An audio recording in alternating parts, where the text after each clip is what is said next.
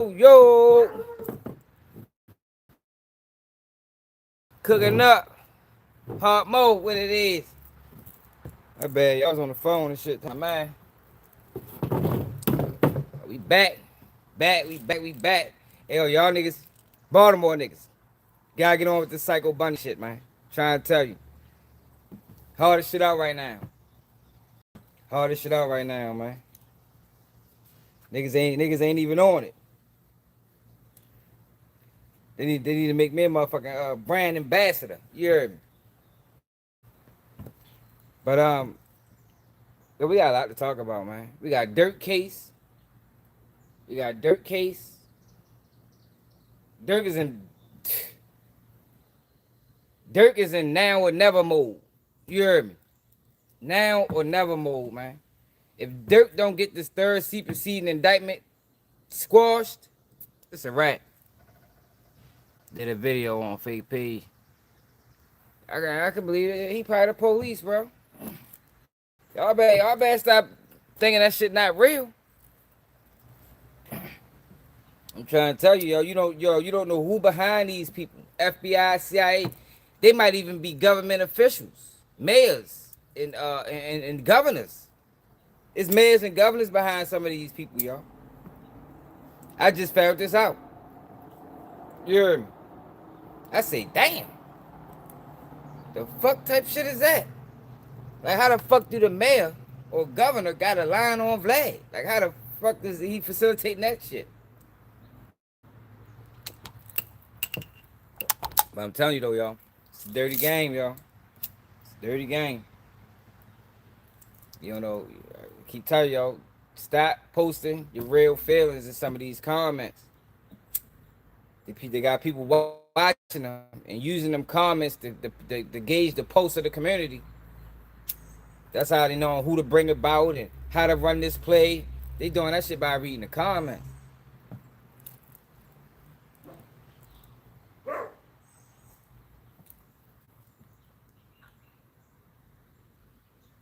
Man, straight up, man. Hey, fucking them up today, JB. Hold up. Niggas ain't even rocking these.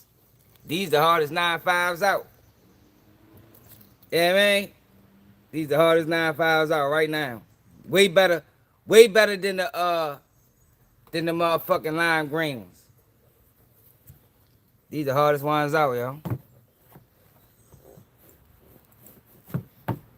But shit, we ready to get the roll. We got a lot to discuss. We got Karmelo Anthony. Karmelo Anthony filed an appeal. Yeah, that bitch is hard, bro. Karmelo Anthony filed an appeal. We got the paperwork. Tyler Robinson trial going on. Got to discuss that because he ready to get off. That man ain't killed Charlie Kirk.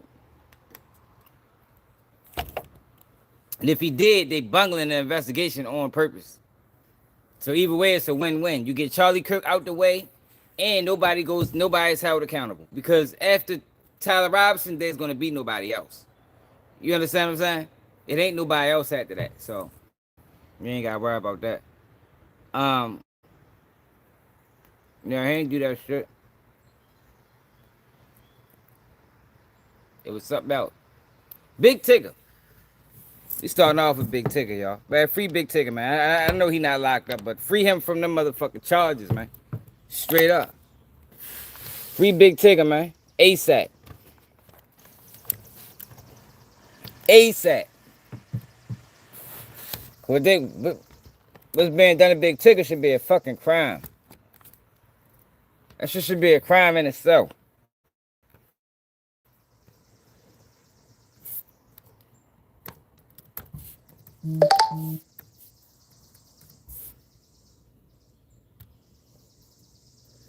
The fuck? Hold on.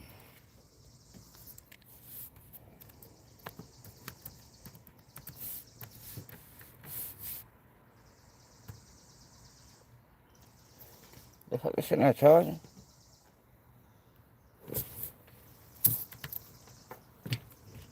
Oh shit, this shit ain't charging. Oh, alright.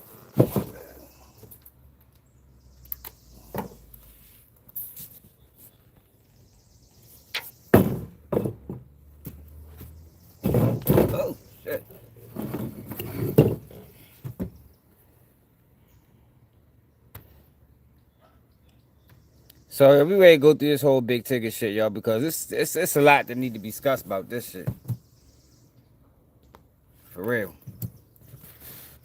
My screen look like it's Oh yeah. What do you say?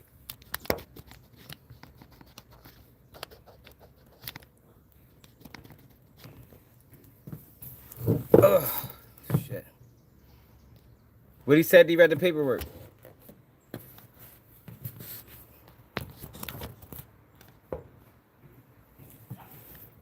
All right, yo. So, a couple days ago, Big Tigger arrested.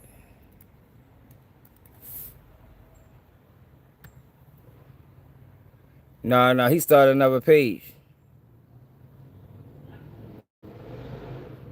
So a couple days ago, news broke that he got arrested. Oh, we're gonna check this out too. We are covering the. Cause the wife got arrested. I actually think she's from Baltimore, to be honest.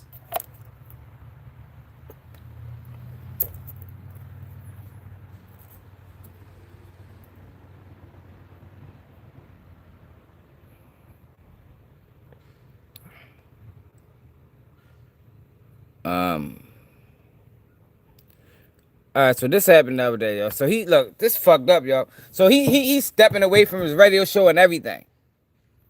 Like, it's crazy, yo, what a lie can do, yo. A lie can ruin a motherfucker, man.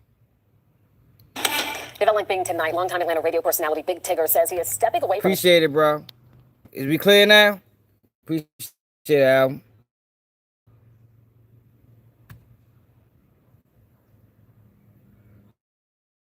It should be clear now. How long we? It's good now? All right, back. Yo, but it's crazy. It's crazy what a well-constructed lie can do. Ain't even gotta be well-constructed. Long as it's believable. So, y'all know all of this started a couple weeks ago when Big Tigger wife posted a video with just no words. I think the caption was "Ask Big Tigger how this happened." It was something crazy like that, you know. Led to a lot of people assuming. Then she came out and denied anything ever happened. Then, like 2-3 days later, Big Tigger gets arrested on assault charges, domestic violence charges, and child endangerment. So now they're saying he's stepping away from his radio show. Show as he focuses on family and fights domestic violence charges. Yeah, it's been making headlines here lately. Big Tigger, whose real name is Darian Morgan, was arrested last month after authorities say that an argument with his wife turned physical. In a social media post on Sunday, he said intense public attention on his personal life prompted his decision. And the hardest part about the situation is being separated from his son. He also wrote in part here that he's stepping away to focus on his family and give his legal team the room they need to work. And it goes on to reiterate that he denies every allegation made by his wife. So look, right? Karmelo Anthony's new team of high-powered lawyers are going.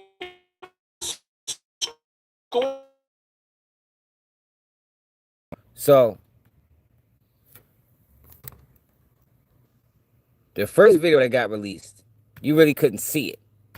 It was like a camera video that showed the alleged incident, right?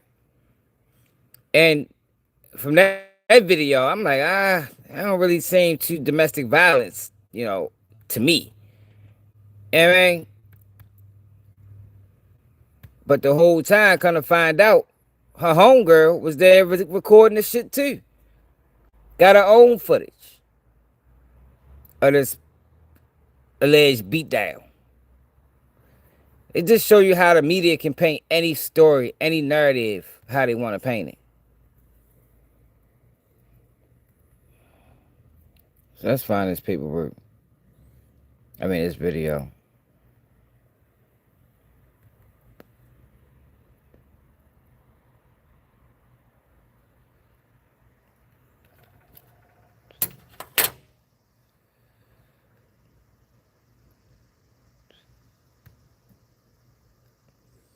I want to take y'all through the whole thing so y'all can see how this shit played out from the beginning to the end.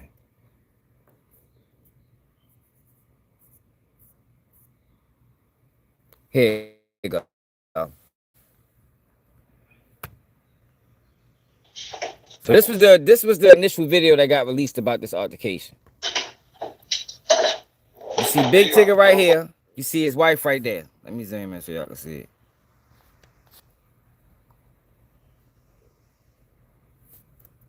But we still fucked up.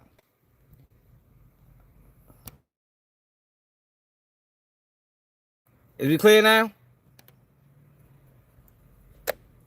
Sunshine. All right, bet. I had to turn the Wi-Fi off. Plug it back up. This is yours. I am bleeding. This is yours. I'm bleeding, so take a picture. Take a picture. Take a picture. Alicia, stop. Take a picture. Alicia, stop. Get off the picture. Get off of me. Get off of me.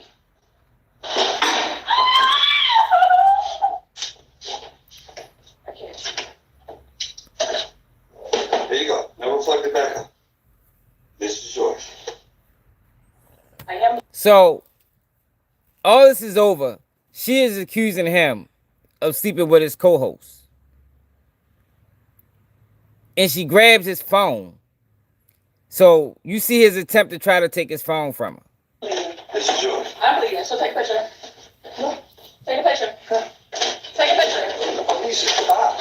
Take a picture. Alicia, stop. Get off the picture. Get off of me. Get off of me. I can't. So look, so that's the video from the camera. And mind you, they was real strategic to release that video first. Because if we would have seen this video, we'd have known, yo, this some bullshit. Big Tigger must have pissed somebody off or something, man. So look at this video, y'all. Wait till you look at this video. You know, King Yella a hoe, too. So look at, no, that's a skit. Hoe ass nigga. Matter of fact, we're gonna get on his ass next. So this is the video right here, y'all, of the same alleged incident. The whole time, this seems like a setup to me, y'all. The whole time, the homegirl is also recording. So we seen, look, Big Tigger beating his wife. Yo, this is not a beating. Yo, this should not be classified as a beating. At all. Just like the shit with Javante Davis. Remember how they did him? And we like, yo, we gotta see the video, yo. And they held the video for so long because we knew the video wouldn't justify the media attention that it garnered. Get off of me! Give me back my phone. Get off of Give me! me back my phone. You know what do you need it for? Get off of What me! do you need it for? Get off of me! Please get off As of soon me! as you give me my phone. Please get off of It's me! my phone. Please get off of me! Registered in my name. Please get off of me! Give me my phone. You're sticking my ear in my ear. Sorry. Get off of me! Give me my phone. Please get off of You me! can stay right on the floor. You're a fucking manhandler. I'm not manhandling my phone. Tigger, Give get me off! my phone. Do you not see all them crime? Bro, why did you Stop. do I'm not that? doing that. Yes, you She did. You dropped. know. She dropped. Bro, you're literally stepping on her. I'm not stepping on her, Alex. I just want my phone. She could give me the phone and it'll be over. She Yo, can give look me at the this, phone and y'all. it'll be over. Bro, just get over it. She's gonna I'm give not you. on her at all. Yo, this is, yo, come on now. Give me my phone. Yo, this is bullshit right here. Her homegirl, they need to be arrested for this, man. They said this looked like a whole setup to me. And the homegirl ain't making it no better. Like, why don't you just say, right?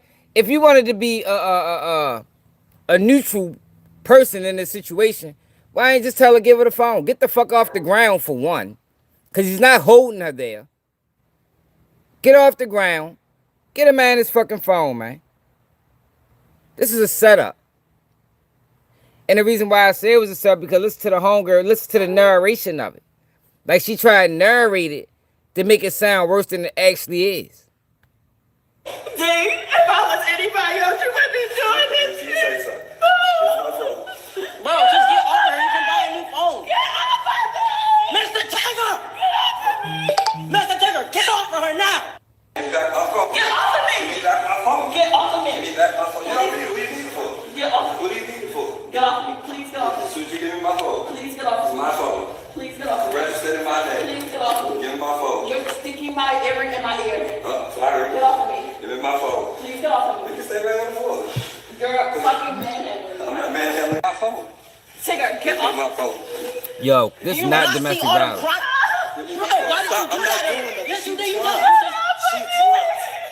She dropped. Bro, you're literally stepping on her. I'm not stepping on her, Alex. I just want my phone. She could give me the phone and it'd be over. She could give me the phone and it would be over. Bro, just get over here. She's gonna I'm give not you. on her at all. He ain't even Give me my touching phone. her. Get off of me, Give me my Tigger. phone. D, if I was anybody else, you wouldn't be doing this She shit. say so. It's my phone. Yo, look at this. Like, yo, this is fucking crazy. So look, so the whole time, this girl had a warrant out on her. This is the fuck she get. This is the fuck she get. She trying to bring attention to herself and bring attention to this whatever the fuck she was trying to do. And look where it landed her dumb ass at. She ready to be in more trouble than Tigger.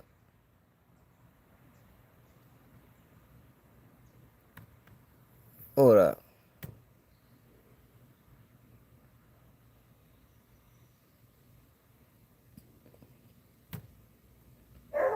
She got a warrant for arrest for kidnapping.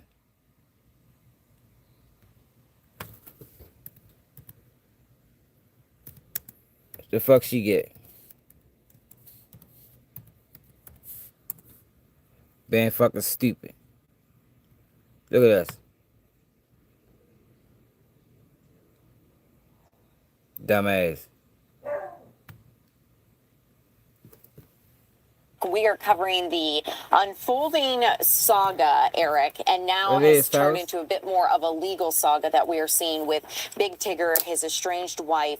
I understand she has been arrested on some pretty serious charges. Yeah, it's a never-ending story, it feels like. So this is completely separate from the domestic abuse charges that her estranged husband, Big Tigger, faces. This is her on her own, Alicia Brown. So on the 7th, which was yesterday, she was arrested. This is her mugshot in Hart County. She was around mile marker 177 on Interstate 85 when a deputy there at their sheriff's department saw her car, and they had a bolo be on the lookout for. And she was in a Range Rover, a black Range Rover. They pulled her over with the license plate matching. Here's a little bit from that arrest warrant, the incident report here that we were able to get our hands on here.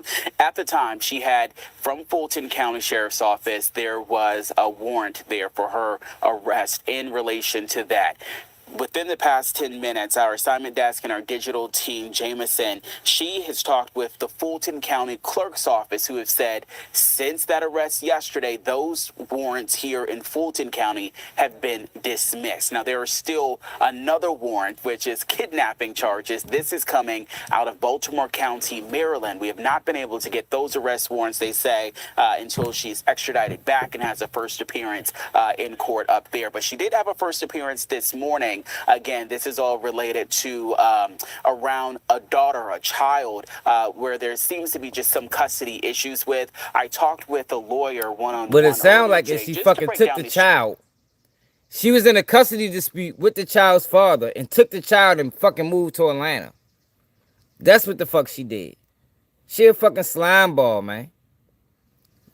Yo, watch out for these type of women. Charges. So keep in mind, we're not, the traditional sense of when you hear kidnapping, maybe force. That is not the kidnapping we're necessarily thinking of in this particular case. I don't know. But when it comes to children in custody, if she is not the legal guardian, if she doesn't have any rights and she has or knows of something or takes or places a child somewhere else, then that is where this all comes in. And a lot of this we believe is unfolding since that first incident, again, not related to this, but the public, the notoriety, and just the social media of it all, we believe maybe the child's father might have come forward to police up there. It's a damn shame, yo, when the woman that you share a bed with is your motherfucking worst enemy. Like, yo, Big Tigger, for the most part, has been out of the limelight, out of trouble. And she just concocted this whole fucked up ass narrative on that man. Made the man, was forced the man to step down from work. Only for her dumb ass to be locked up right after it. In Baltimore County. Take a listen to just some She of the probably questions do, that I bro. was able to ask a defense attorney here. Really good criminal attorney. It could have come from the child's father. Maybe he reignited the issue because he was the one that initially was awarded custody from a family law dispute. Now, do I think it's kidnapping in the sense when most people traditionally think of kidnapping? No. But the law does encompass that if you do not have full legal rights and you take your child, that is kidnapping. There is a felony interference with custody here in Georgia as well. So they've taken out a warrant here as well as the kidnapping warrant in Maryland as well. So she's got 2 cases that she has to face. She's So gonna be locked up for once 30 she's days. either granted bond on the case in Maryland, she's going to have to return to Georgia and address those felony charges of interference with custody. We've done that interview. It sounds like the whatever happened in Fulton County, those warrants, that has been either dismissed or that is not applicable or applicable to what we're talking about anymore. But I did talk with Baltimore County Police. She will be extradited back to Baltimore. That could take place within the next 30 days. It just kind of depends there, but she did have her first appearance. But to put it plainly, if I was going to write a simple line, this is really just a messy situation, right? We're not only, of course, dealing with what we saw earlier when it came to Big Tigger, but now she has her own issues that are coming about. And the lawyer was saying, I asked, will any of these kind of overlap? If, will Big Tigger's legal team come forward and maybe use some of this against her? Very well could be the case, even though they are 2 separate ones. His legal team could show, this is what she has a history of or something like that. So it can be used against her in a certain way. And then obviously a lot of the social media posts that we've been seeing, unfortunately, he calls Facebook and Instagram the FBI because it's just so much information that's out there. And now we're just seeing a lot of what you're putting online will be used when it comes to a court of law. It's, don't let the Facebook and Instagram sleuths, the TikTok FBI get to it of it all. Eric, I appreciate you breaking it down so thoroughly because we have seen so much back and forth online, and it's really important to focus on what is confirmed and what we do know. And unfortunately, this situation is messy, like you mentioned, and it's embroiled not just him and his estranged wife, but also a co-host, right? And it's to the point where... And children. Yes, yeah, because children. They share a child together. She has another child. There were 2. I believe there were 2 kids, and I'm so old, I have glasses now. As you should, do it. There were 2 kids in the car at the time of the arrest that are also entangled in this, as well as a 3rd child that we're talking about who we believe might be 17 years old. So always one thing when it's adults, but quite another when children are involved. Exactly. Eric, thank you for your reporting. I appreciate your hard work, as always.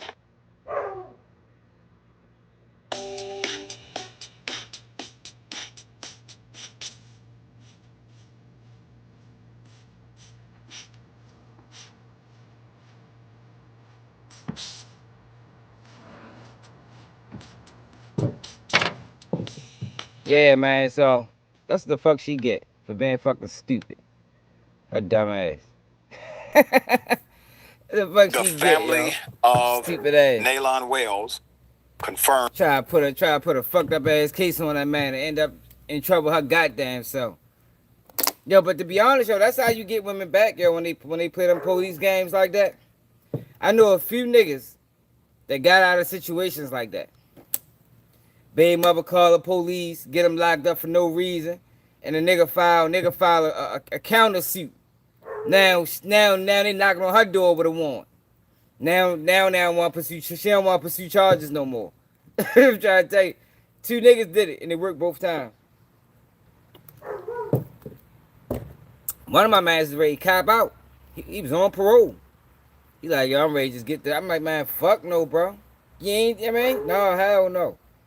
It went down that bitch, filed a motherfucking lawsuit, her motherfucking ass. Next thing you know, she don't want to go to court no more.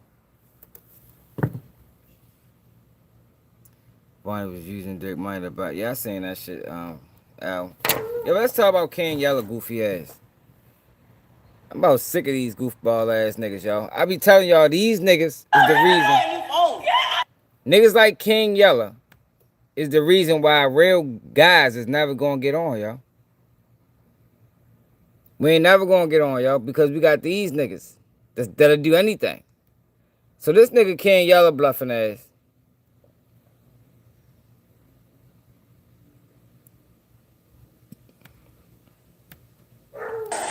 Takes to his Instagram page. Let's read the caption first. Let's read the caption. This is my story. I'm done hiding from the truth. It's time I let the world know exactly how I got here.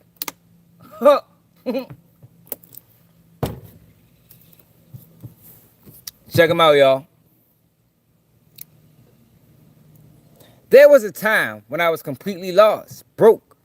Not just in my pockets, but in my spirit. I was losing my mind, losing my peace.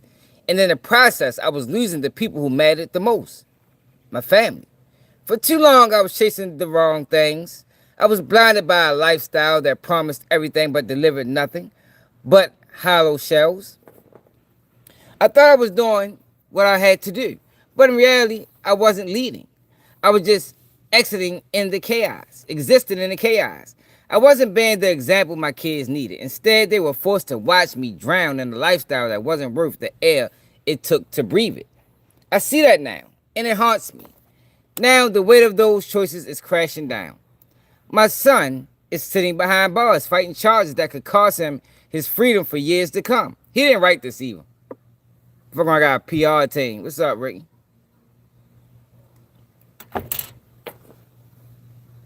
Looking at him there, knowing he's paying the price for the path I helped pave, I feel the crushing weight of failure. I look in the mirror and I wonder where I went wrong. Did I teach him to run or did I teach him to fail? I know I can't go back and erase the past, but I have to speak on this. If my transparency can stop another father from choosing the wrong road or stop another son from sitting where mine is sitting, then maybe this path will have a purpose. I failed as a leader, but I'm determined not to fail as a man who owns his mistakes. The hustle isn't worth it if you lose your foundation. The streets don't love you back. And when the smoke clears, all you have left is family you neglected while you were chasing ghosts. I'm standing up today, not to make excuses, but to be the example I should have been years ago. This is my lesson, and I'm letting the world witness it, so that maybe, just maybe, the cycle can finally end with me. Clap it up, yo, for motherfucking... Clap it up, yo, for fucking King Yellow, man. Hey, Vic, what's up, kiddo? Man, salute the King Yellow, man. He getting it all out, man. Straight up, man. This nigga getting it all. He put it all on Front Street. You old bluffing ass. I'm about sick of these niggas, man. I swear I'm sick of them. Oh, this bitch bluffing. Now check him out. That shit real, man. These niggas actors, man. The devil be working. What the devil As do, y'all bro? know, I got baptized. Not this Sunday, but the Sunday before that. I'm 11 days sober. I'm 10 days in the gym. Dieting. Mind, body, soul, you know what I'm saying? I'm on a different path, gang. Of seeing so much that the nigga done saw in Chicago, just seeing life, period, man. All the trauma, everything a man been through. Nigga, go write a You know book, what I'm nigga. I mean, that's what you need to do. Go write a fucking book, bro. Like, cause all this games and fuckery. Like, oh, this man's son ain't locked up, man. This man lying, man. He lying like a motherfucker. And I doubt if he working out in the gym. I think all this shit is a lie, to be honest. if you notice, yo, whenever his name go quiet for a certain amount of time, here he come. You know what I mean? Whether it's Valentine's Day, posting naked, damn near naked pictures with fucking red hearts covering his private areas, or you know how he get down, man. Shit's getting out of control, man. Y'all know I'm far from perfect. I done did everything under the sun. No, you didn't, yo. From everything. I'm gonna be totally honest with y'all, man. I was out here crashing out. You know what I'm saying? And I ain't saying crashing out is fault. Appreciate it, Ricky. When you truly on your path, it's only you, not social media. Exactly, bro. That's how you know it's fugazi. Cause if he was really doing this, you ain't doing none of this, bro. You ain't got time to be doing none of this. You focus. You determined. Going to prison, but beating my body down, around here sedated, around here loaded. I lost myself. I lost myself as a man. Running from things mentally, not running because y'all take it wrong like I'm running or hiding, but have been through so much of my life. Oh, he lied. As growing up as a child, from my mother giving me to my grandma, from house to house. I never stayed in one school a whole year until 8th grade, bro. My lifestyle, my life wasn't so hard, but it was still hard of trying to fit in and try to be something that I never was. So exactly, bro. Keep up with the Jones. And that's what a lot of us do. You know what I'm saying? Do a lot of shit to be cool. You did what I'm saying? You know, my grandma raised me 1238 West 74th Street. My mom lived in Minnesota, moved from Minnesota to Sacramento, California. My daddy always been around. My daddy always been my right-hand man. Always been a big heart, you know what I'm saying? Hey, yo, why don't you stop fucking walking for a minute, bitch? The fuck, nigga? Yo, the message can be way more impactful if the nigga just stayed still. It's not even fuck like you would have been like this guy. I'm sick of these dudes, man. I'm telling you, ain't nobody getting on, yo, because these guys are willing to do it all. We seen it. Yo, they is willing to do it all, yo, to bring attention for themselves, man. Well, my mama, she always been around too, but we know how women is. Women, they lost in assaults. Can I blame her? She had her first baby at 13, 14. Watched her mama go to prison. Watched her daddy go to prison. Watched my grandma kill my uncle. So, you know, trauma just been going on for a long time. You know what I'm saying? Once my mama had me, after she had my brother, first had my brother, you know, we just been lifing, man. I understand women. You know what I'm saying? Women is not, some women strong with some not. Some being strong with some not. That's here and there, man. Back and forth, getting kicked out, running away, jumping out of windows, getting hit by cars, getting eyes cut, fingers cut off, slammed like. How many cars you got hit by, bro? You know, like everything he said was plural. Life been crazy, but I know that I'm somebody strong. I know I'm somebody different because I've been through so much. Hit on my shit with a brick, been jumped on, been beat up, been shot, been in prison, and still standing. That man on a treadmill or something. 7 kids, 4 step-kids, like being a man. And in the midst of all this being King Yellow, bro, I done had crazy addictions. I done won so much money, I done lost so much money, I done made away, I done never saw, man, y'all don't know. I can still come on the internet and smile. And I done lost everything. In the midst of the King Yellow show, nigga, I done went broke, nigga. Hey, I'm sorry, I can't do it. Y'all cannot do it with these guys, man. There's no way we could be friends in real life. I'm sorry. There's no way, y'all. I don't understand this type of behavior. It's foreign to me. You feel me? Like, yo, what are you do? Why, yo? Why are you doing this? Why are you doing this, bro? Like, real talk. Like, man to man. That's what if he was my homeboy, that's the conversation we had to have. Like, yo, like, what's really, you all right? Gambling problems, drugs, business crashing out, mama ain't leaving me. You gotta wake up, smell coffee, look in the mirror. Who the problem? So much been going on in life. You don't even see shit that you think is normal be goofy when you sober. You like, damn, I really was doing this. I really was with them. I really was hanging with them. I really had sex with her. I really did. What?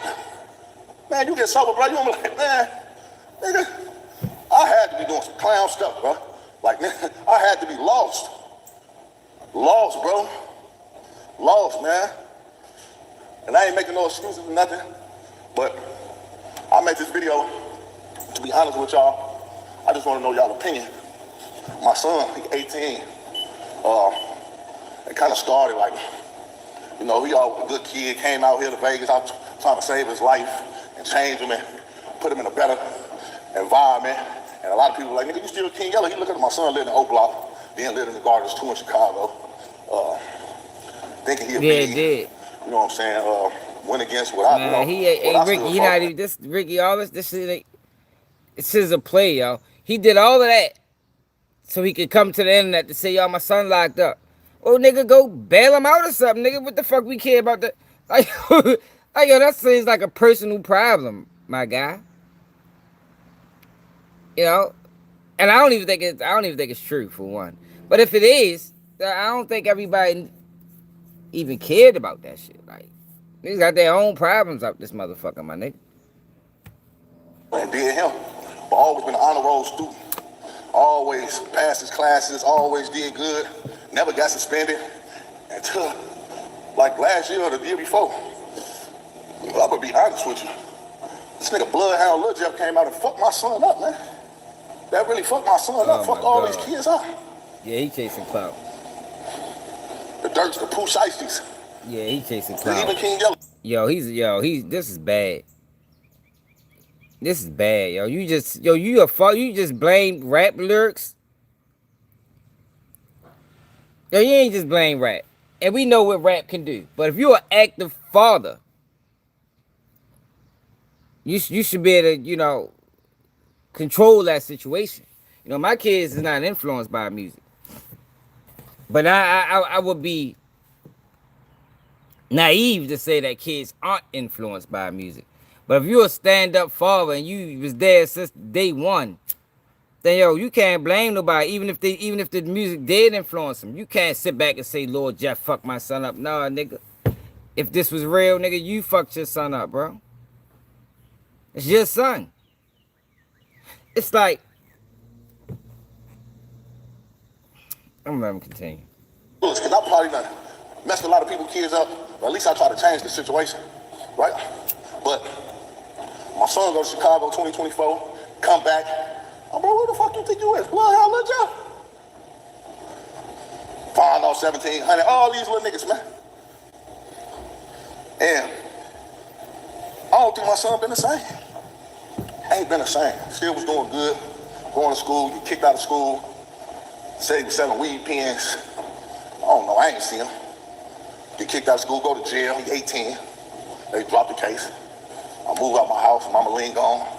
Let me tell y'all my real story.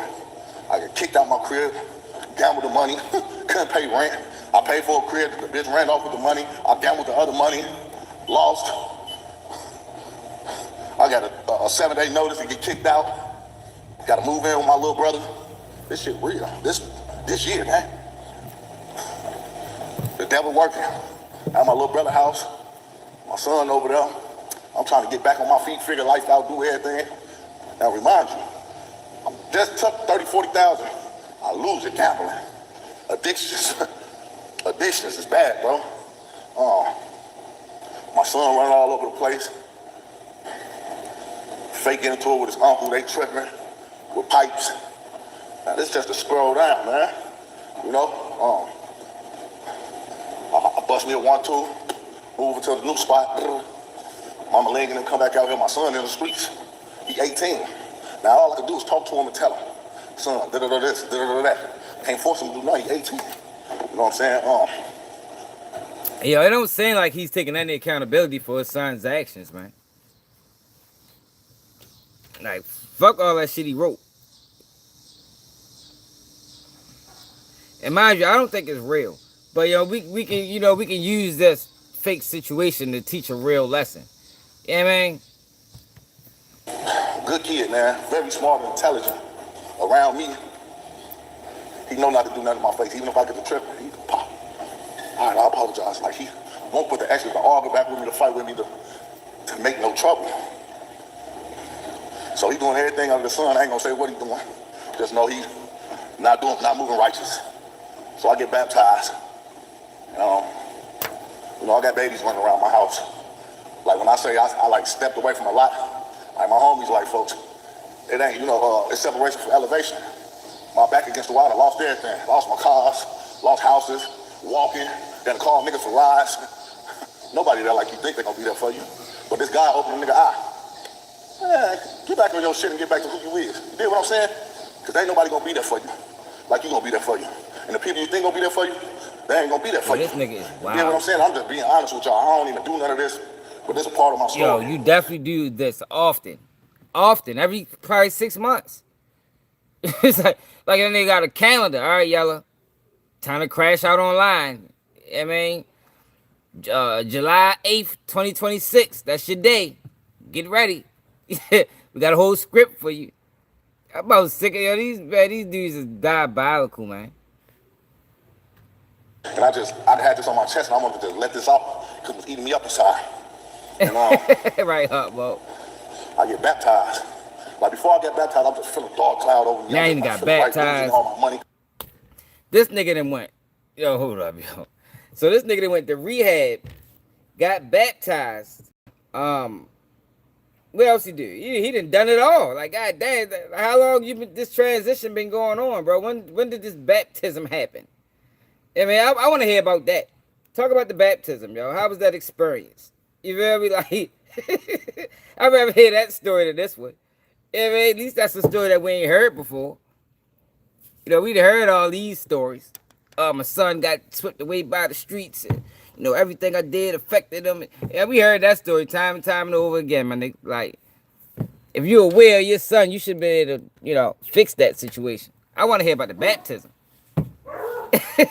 Oh yeah, he's 17 days sober. It was 11 days or something else. He got hit by cars, jumped out of windows, all type of shit. Everything that just seems like I ain't doing nothing right. Nothing I'm doing right.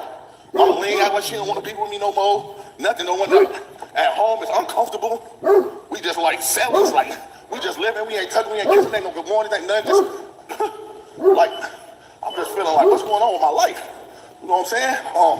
I'm losing me. I'm looking at myself looking fat, looking stupid. Not even. Man, that ain't him.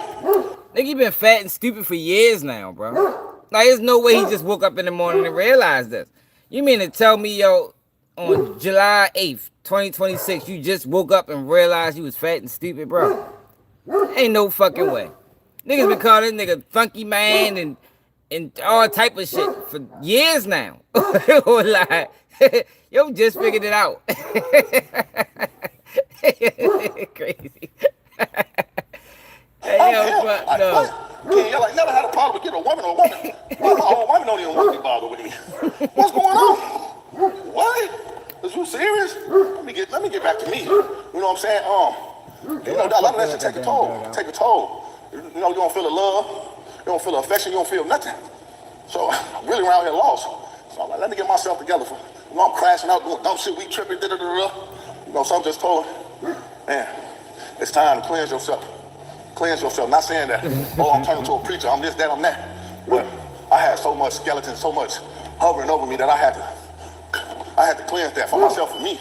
You get what I'm saying? Not for y'all, but for y'all. Because a better version of me is a better version for y'all. I wake up one morning, my sons, I see something on my cameras. I'm pimping the bathroom, everybody sleep. Like, son, what you gonna do with your life? Like, we ain't doing this. I ain't bring you out here to do none of this. I ain't bring you to Vegas for you to be around this. Hey. If that's the case, go back to your mama crib in the gardens and go out there and kill people and do all the shit that Chicago niggas doing. Papa, I ain't trying to live like that. I'm just trying to give you some money. Son, all money ain't good money. They got up with Larry Hoover, they got up with everybody. They got up, they on top of they got up with everybody. They gonna get up with you, they got up with me. You can't beat these people, you ain't smarter than these people. Boop, running in and out the house, he pop, all right, understandable. Wake up. Is this all you guys later, phone call. No, I wake up, my son wrong. My son ain't even in there. He usually come in. Oh, he ain't here. But sometimes he don't come in, so okay, I ain't think nothing of it. Hello? What's up, little cuz? That little cuz on the call me with certain shit. Something ain't right. What's going on? Man, what's up? You heard what happened? Heard what happened? What? Your son locked up. My son locked up? Huh? I just told. So Lil Cuz called you, not Mom Dukes, but Lil Cuz the one hit you. His mother ain't called you though. She must found out late too. I'm sure if it ever happened, you know, he would have called Mom Dukes first. But Lil Cuz hit him. To this nigga, man. What your son locked up for? Your son locked up. Robberies. What? I ain't never saw my son do no shit like. What is y'all talking? Bond, $200K, $50,000 to walk. Man, I ain't even got $50 right now. Yo, $200,000 bond is not $50,000, man. It's not $50,000, my nigga. It's $20,000. It's like yo, these people just see the average viewer don't know that. You understand what I'm saying? Like, yo, a $200,000 bond isn't $50,000, bro. Fucked your whole story up. Now you gotta question everything he ever said. Nigga on here lying, man. He just needed some attention. You know, he might got an interview coming up. This is the Charleston White playbook. It's the Charleston White playbook. I'm going through it. Son, call. Son. It ain't nothing I can do. The laws get their hands on me. I just told you how life goes. 2 days. It's the devil working. Oh, my God. My baby's sitting in the cell right now. He's sitting in the cell right now. I feel like I failed my boy, man. Y'all know how that shit eating me up on the inside. I feel like I failed my boy, man. I feel like I failed my boy, man. He just seeing his pop struggling, going through it. Ain't no telling what he done went out here and did, man. Oh, yeah. So that's what caused it. I thought it was Bloodhound Lord Jeff and Pooh Shiesty. Nope. It wasn't none of that. He watched his pop struggle. You know, and he wanted to help. So he went out that bitch head first, started robbing niggas and shit. Brought the money back to Pops. And man, he fucking robbing Peter to pay Paul. Like, get the fuck out of here, kid, yo, with this dumb ass shit, bro. Trying to help. Now the devil done got him. It's gonna be a fight. A mean fight. He got a lot of crazy charges, man. This shit hurt my soul, man. I try to do everything I can to have my kids with a better life. Soon I get baptized, try to change myself. Hey, like my boy, he 18. He ain't been in no trouble, honor roll student, been doing good his whole life, man. Then you know what? Then he should get out his own recon then. Right?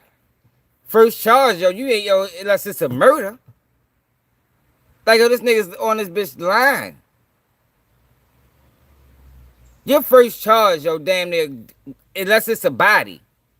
And even with that, depending on the circumstances and what role you played in it, you still get a bond. So you mean to tell us your son never been in trouble, gets locked up, and his first bond is $200,000? Get the fuck out of here, man. You dumb ass. Robbery, none of that type of shit. I got locked up, let right out.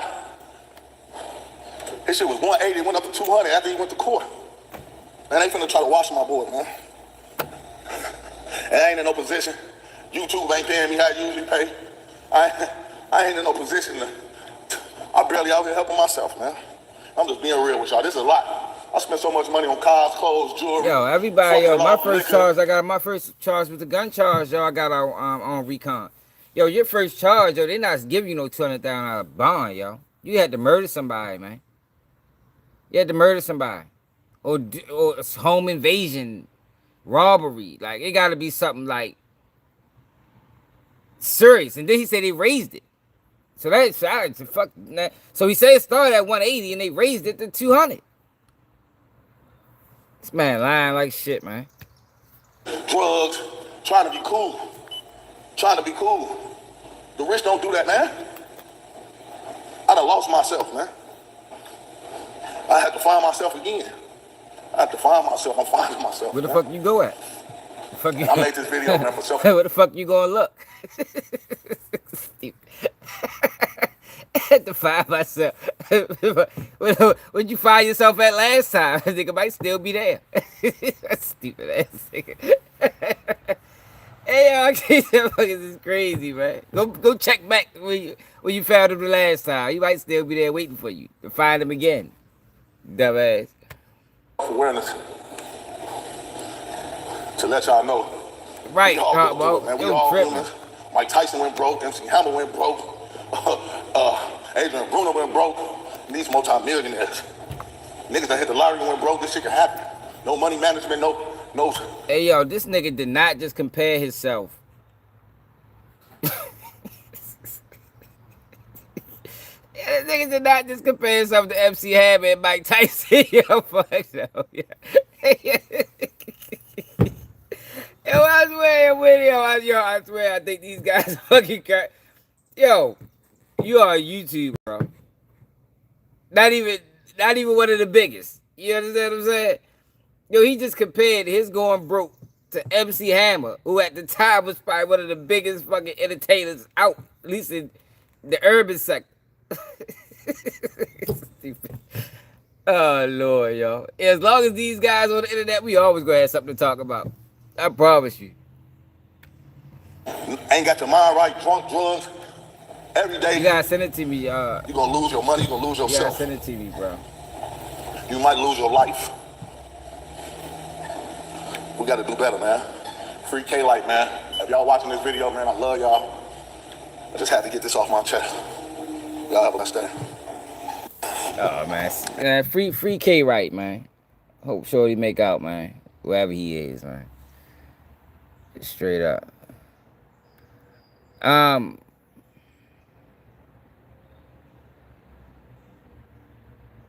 they've been on Charlamagne Hills for being exposed for Brooklyn Rock Nation.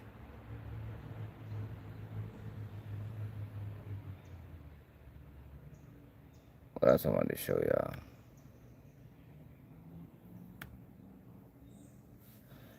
Jeff Metcalf, father of Austin Metcalf, received a cease and desist directing him to stop using the phrase watermelon felon. Well, it looks like I have a cease and desist order for their watermelon felon.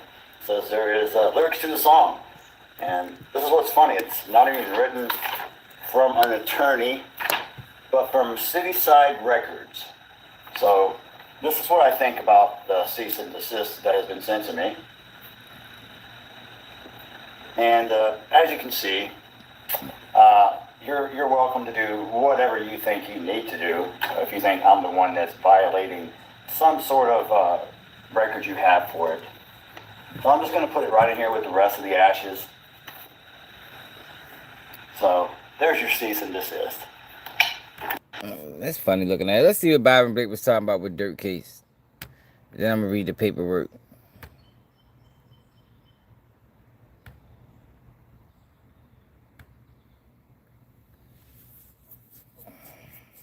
How long is this video? Chicago rapper Lil Durk is back in the headlines once again. This time, I got to keep it real with y'all.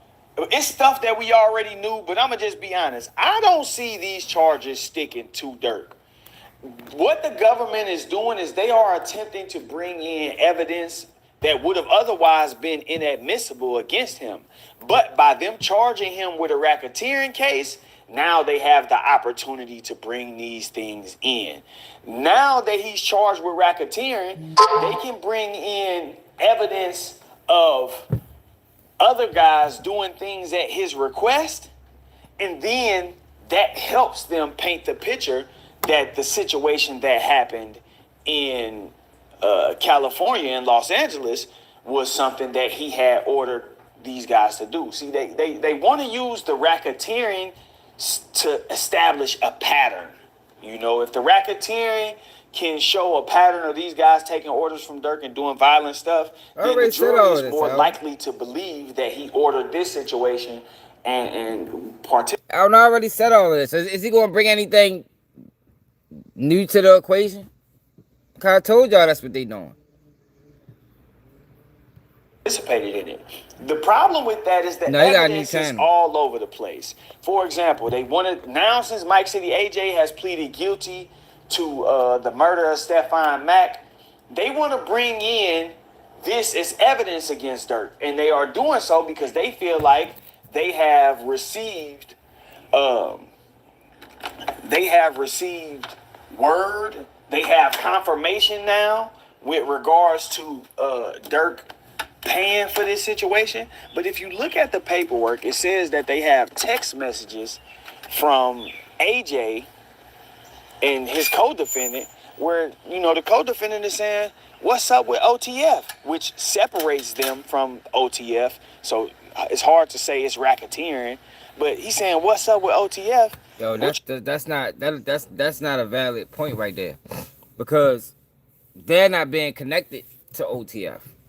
They're not being charged with the Vicar murder. Durk is, and the guys that Durk is with. These guys don't have anything to do with the Vicar murder. You mean they not paying? So this is evidence that, you know, they weren't getting paid or weren't expected to get paid by OTF.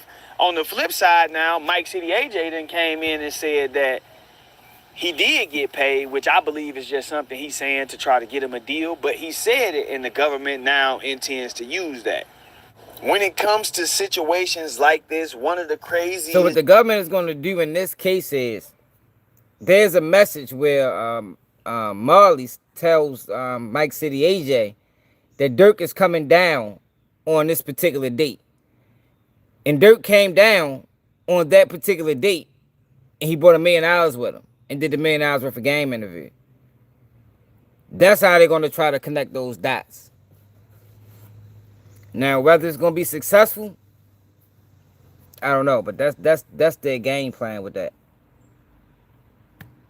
Things to me about situations like this is that you can literally just say, hey, I got some information. And if it's a story that the government wants to hear, they will use you. Oh, yeah? He said that?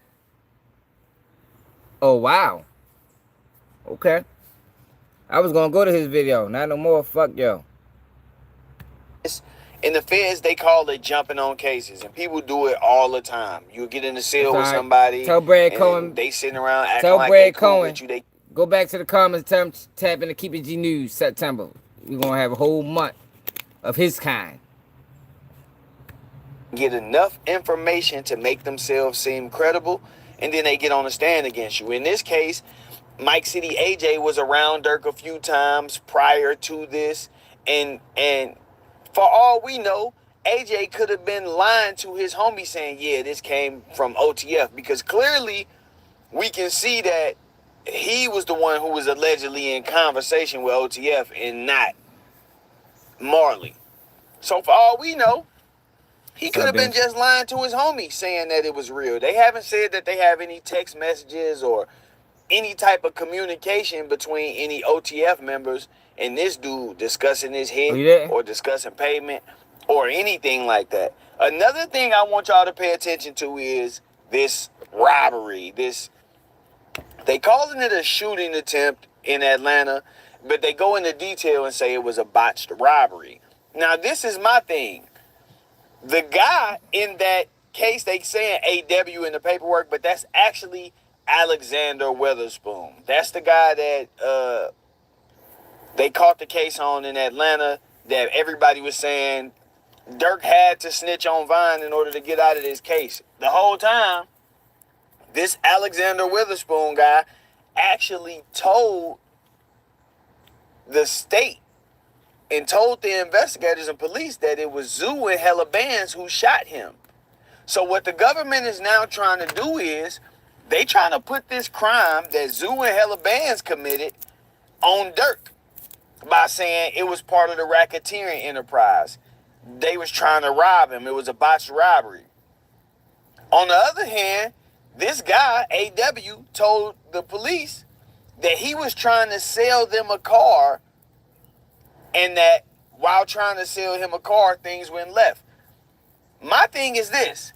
If you trying to sell me a car, because he was later indicted for stealing these cars, fraud. If you try to sell me a stolen car for $25,000, $30,000 cash, and I realize it at some point, and you try to make off with my money, I'm apprehending your ass, and they got a right to do so. Yeah, but that's not relevant to the situation. What they're doing with that is, you know, Zoo is they introduced Zoo in the paperwork as individual. I forgot whatever individual he is. Zoo was a part of this botch robbery. So basically, what they're doing is basically what Byron Blake said in the beginning, where they're trying to use everybody around Durk to convict Durk. That's why I said before that his only option is to get this thrown out. Like, Alvin, I know you want, I fuck with Durk just as much as anybody, yo, but that shit looking bad, bro. If he don't get this indictment tossed, yo, I don't see a win. I don't.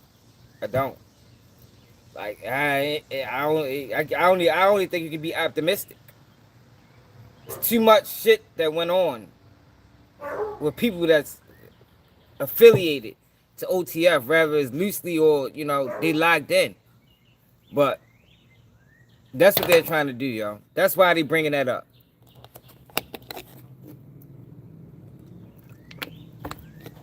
That's why Zoo name appeared in the paperwork.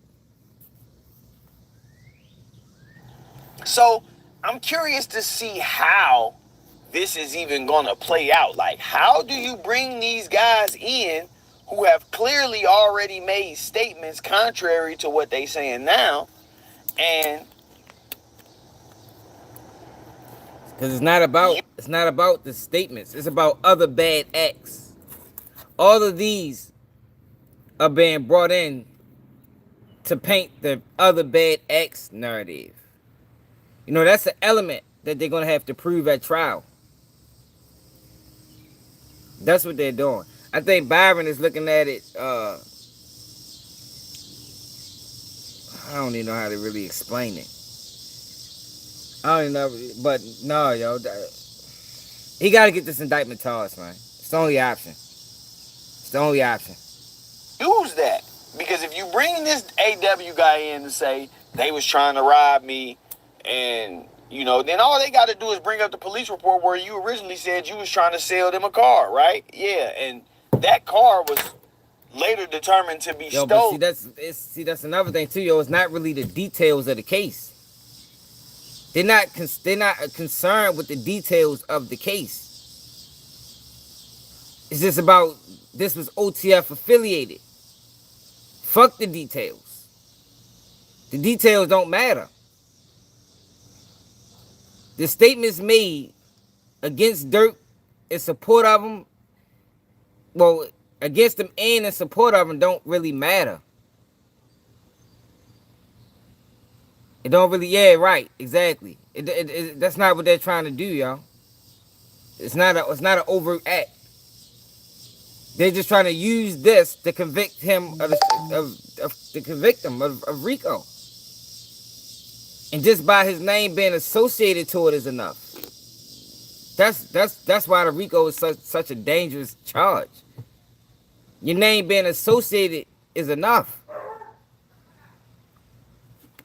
Coupled with the text messages, it's enough, y'all.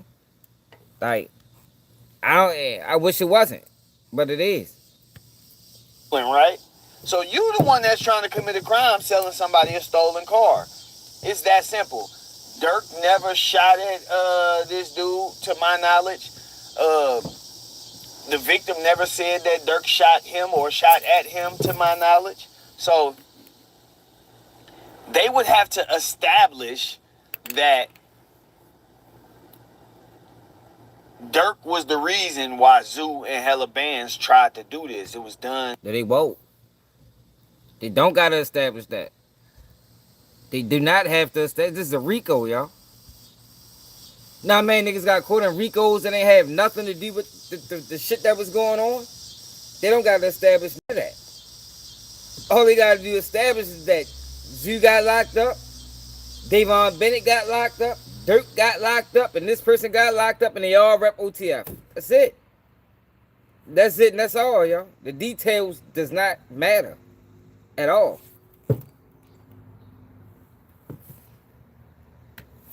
At his orders, or it was done in furtherance of their operation in order for that racketeering thing to stick.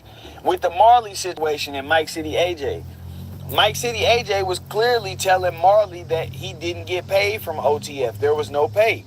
If he goes in front of the jury and says, yeah, I got paid, and then they gonna bring up the evidence, the text messages. Well, you told your co-defendant. Yeah, yo, he not looking at it right. He looking at it on a case by he looking at it on a case by case basis. This is not a case by case basis type of situation. The fact that OTF is mentioned is enough. It don't matter if they got paid.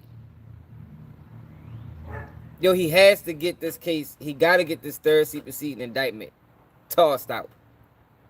That's his only option, yo. I'm telling you, that's the only fucking option. It ain't no other option. If he go to court on this third superseding indictment, he's gonna be found guilty, man. Now, I mean, I can't say that like plainly as I said it, because he still gotta present the case. But the way they got this evidence lined up, it's gonna be hard as fuck to beat this shit, man. That count. He might beat some other counts, but the Vicar murder count, it's gonna be hard as hell to beat that count, man. That's why they try to get it thrown out. They know that. The defense is well aware of that. Yo, we gotta get this shit thrown out, yo. I'm telling you, this is their only option. It's their only fucking option. Yeah, you're right. He looking at it wrong, but he is explaining it right. If this was being tried individually, yes, he's explaining it perfectly. But that's not what they're doing with this. It's not what they're trying to do. They just trying to show that these are OTF-related crimes. And he's the head of the OTF. He the head of it. And if these guys committed crimes, then he's guilty. It's that simple. It's really that simple, yo. And you didn't get paid, right? Yeah, I did. So, you the type of dude that'll go commit a murder, bring somebody with you to help you commit this murder, actually have him shooting somebody else because he's trying to protect you while this murder is going on, only for you to turn around and collect money and say that you never got no money to him. You go tell him you ain't never got it. So you stiffed him. You finessed him. How do we know you're not trying to finesse the jury right now? How do we know you're not up here trying to manipulate the jury right now and make them believe that you were paid to do a job that you already said that you didn't get paid for? It's not really simple, but I'm trying to get y'all this in a short form. I don't want to make no long video on it, but it's crazy that they even bring in these charges. This, to me, shows you that the government is desperate. Because y'all went from a murder for hire to racketeering. And the reason why is because once you put the racketeering on it, then you can bring in all of these different events. And you got so many different chances to throw the rocks at the wall and hit something. Even though it's dark, you throw enough rocks, you gonna hit something. And that's what they intend to do. And just one of these racketeering counts could be enough for them to get the conviction. It could be something as simple as him saying, yeah, go get the cars. We need some cars. And they say, oh, well, they was stealing cars in furtherance of the enterprise. And now you got a petty-ass car theft that then turned into racketeering. That's how it works. I'm going to wrap this one up. I ain't going to be on here too long, man. I kind of stayed longer than I wanted to. But make sure y'all run this joint up. Hit that hype button. Hit that like button, man. Like, comment, subscribe. All of that YouTube stuff. I appreciate y'all. The text messages is hurting them. Yo, the feds been able to retrieve them text messages is like very powerful evidence. I'm ready to go to the paperwork.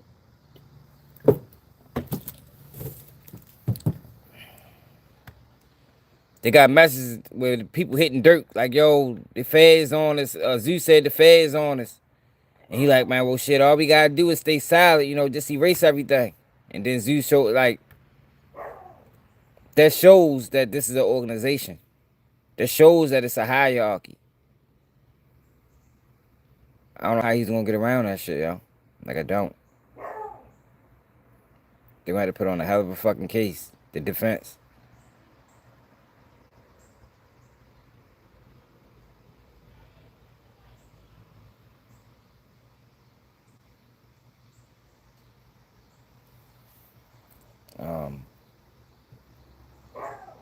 The fuck is this shit? Oh, no, that's no shit. Hold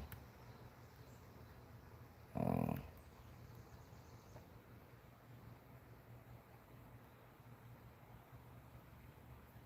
I'm going through my emails.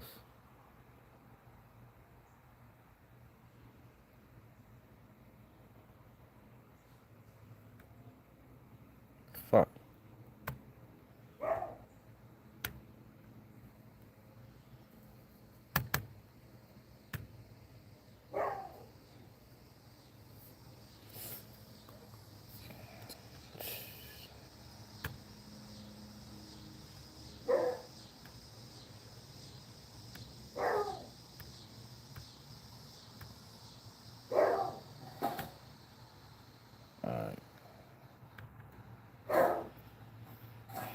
Nico, shut the fuck up, bro.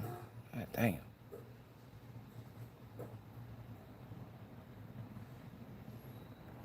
Big Tigger.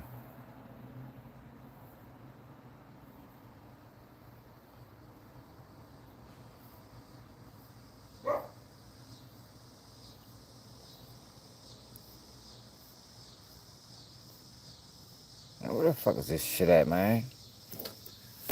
What up, bro?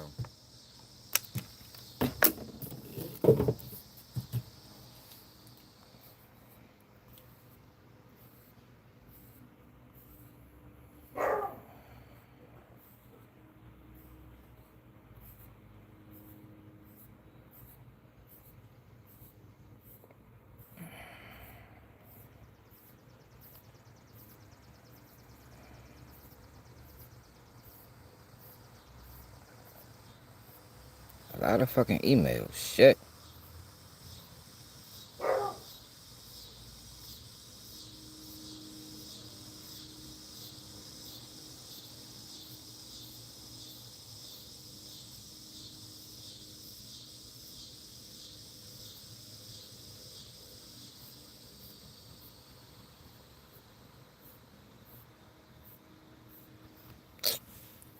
The fuck I can't find that shit for, yo? Hey, Alvin, send that shit to me again, bro. Hold on, man. It might be in spam.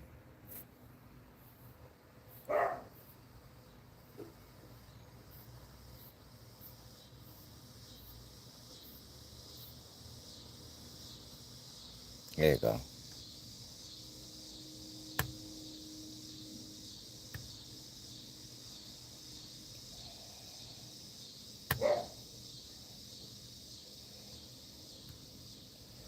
Stored in inbox.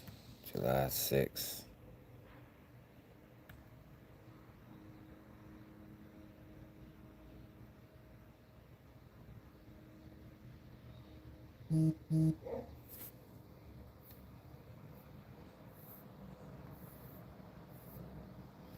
Here you go.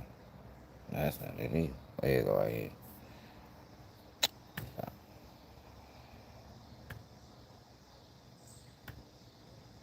Yeah, this paperwork, this case, this shit is damaging, man.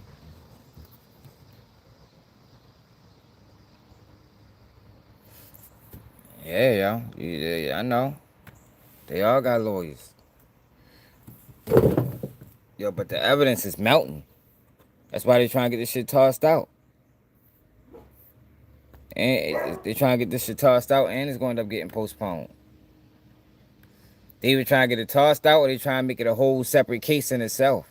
Like, you think they just doing this for now? If they not panicking, they panicking. Man. This is a dirty ass move by the feds.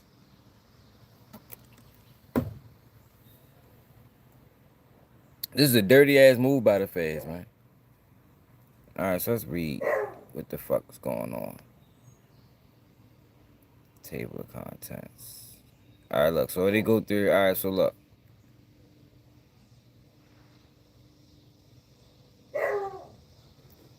Alright. Alright. So it says the prosecution arises from a coordinated gang murder. This prosecution started from a coordinated gang murder. At approximately 6 a.m. on October 24th, 2024, the government executed simultaneous warrants and arrested defendant Banks, 5 co-defendants in and around Chicago, Illinois. Soon after, I hope this shit don't start acting dumb again. Defendant Banks began booking international flights in an apparent attempt to flee. Excuse me. The United States later that evening. The FBI arrested defendant Banks before he boarded a private flight out of the country, and he and his co-defendants were subsequently charged in the first superseding indictment. The first superseding indictment outlined the gang-related nature of SR murder and identified multiple uncharged co-conspirators who conspired to kill TB, resulting in SR's death. As a result, the government continued to investigate the conspiracy and other criminality linked to defendant Banks and his co-conspirators. That investigation involved robust legal process and the review of voluminous digital records, with 59 digital devices and accounts seized, including 38 following the defendant's arrest. So they got 38 more.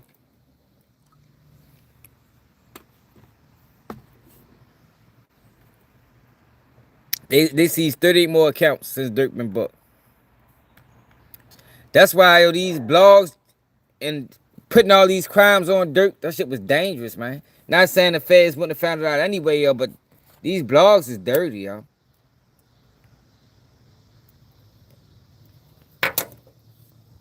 Twitch's News made what? Twitch's News still working with the feds, y'all, including 38 following the defendant's arrest.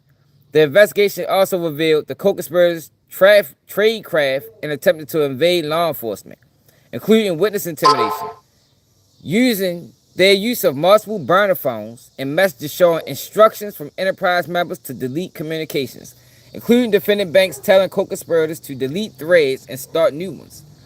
After suspecting an individual provided information to the federal law enforcement. Based on the government's investigation, the grand jury returned additional charges in the third superseding indictment on June 3rd, 2026, including a Vicar murder charge. As the Supreme... And why I should keep doing this? Court has long recognized such superseding charges fall in the heartland of the government's duties and obligations to the public. That's a fucking dirty fucking... They need to abolish United States versus Goodwin. Let's find out what's United States versus Goodwin.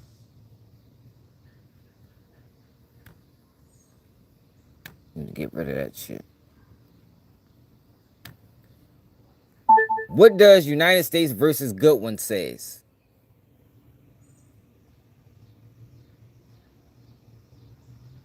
According to StudyCata.com, case brief summary of United States versus Goodwin, including the facts, issue, holding, and reasoning. Written in plain English to help law students understand the key takeaways.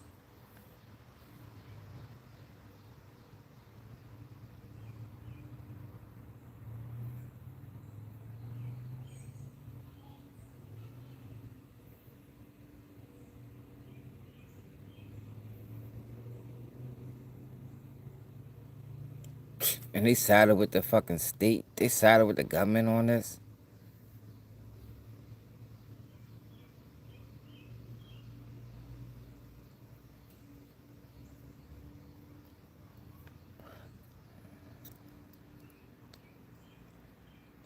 That's crazy.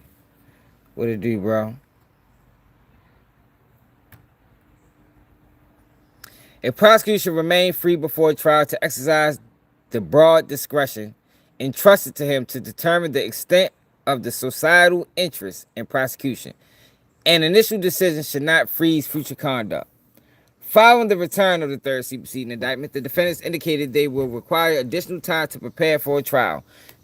pending before the court is defendant Banks' motion to sever counts 1 and 6, the Vicar charges, from the third superseding indictment. A request that initially asked this court to cast aside the operative charging document so that the defendant Banks can proceed to trial on his choice of counts. You see how they wrote it, on his choice. He not asked. I hate these people, man. Like he choosing. Like he got the option to choose.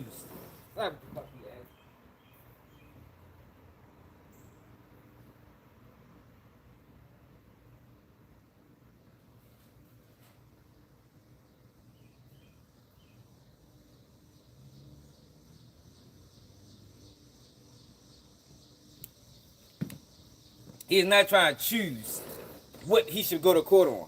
He trying to say, God damn, yo, we already had everything established, and y'all came through with some more charges. That's what the fuck he's saying. His fucking choice of charges. They fucking stand these people. The requested severance should be denied. The joinder of defendants in counts in this racketeering and murder conspiracy case is proper, just, and warranted, as alleged in the third superseding indictment. The murder of SR was committed by a racketeering enterprise that engaged in, among other things, crime, conspiracy, murder, and attempted murder against its rivals. All 6 counts in the third superseding indictment expressly incorporated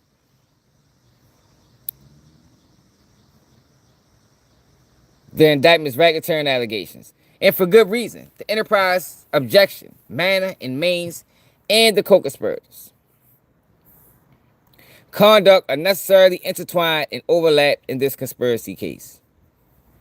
Defendant Banks' sole basis to sever the Vicar charges is that a trial on an operative charging document would force a continuance and therefore violate his Sixth Amendment speedy trial rights. That is wrong. There has been no violation of defendant Banks. All right, so basically they saying, yo, y'all forcing us to postpone this trial. I don't want to postpone it, but y'all forcing us to postpone this trial, which is in turn going to violate my Sixth Amendment rights. So this whole case should be tossed out.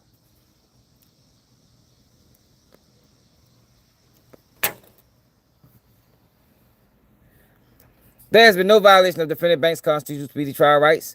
All defendants, including defendant Banks, requested to continue the trial from late 2024 to October 2025.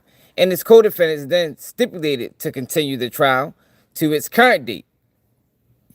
When ordering each requested continuance, the court made findings in excusable time under the Speedy Trial Act, including that the case was complex and unusual. The defendants were adjourned for trial and no severance have been granted. And the court's broad power to delay when the ends of the justice are severed by the continuance. If the court were to further continue the trial, the court would undoubtedly evaluate the merits of the request and make similar appropriate findings that comply with the Speedy Trial Act and the Constitution. The remedy for defendant Banks' request is straightforward. A continuance of the trial for these reasons, blank, and those set forth, blank, the court should deny defendant Banks' motion to sever. The following is a timeline of relevant procedural history. October 24, 2024, just hours after the arrest of his co-defendants, defendant Banks started booking multiple flights out of the United States. As a result, the government arrested defendant Banks near the tarmac of a private jet preparing to take off.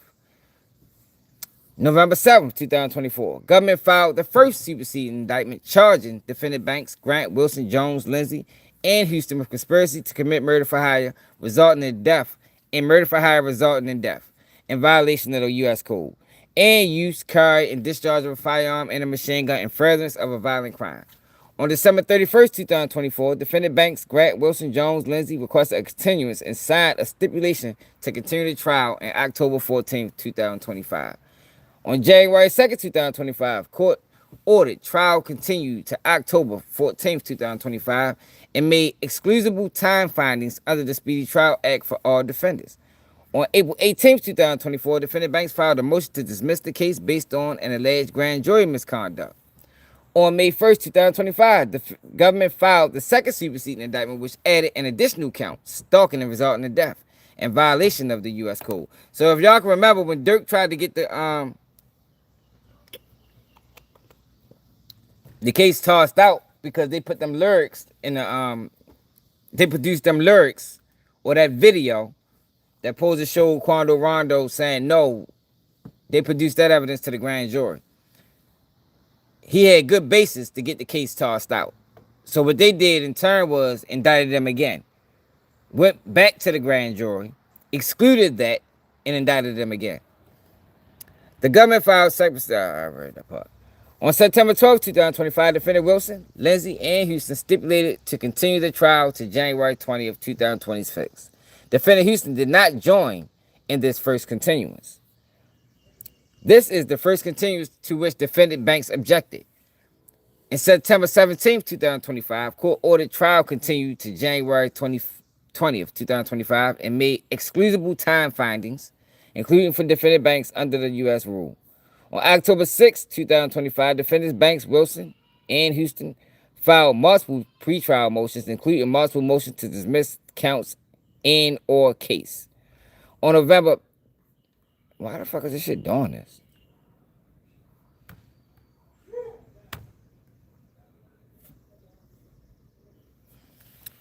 On November 13, 2025, defendant Banks filed another pretrial motion, this time to disqualify this court, all judges in the Central District, and the U.S. Attorney's Office. Remember, they were saying the judge wasn't voted in. He wasn't court. He wasn't appointed by the people. Trump appointed the judge. That didn't work either.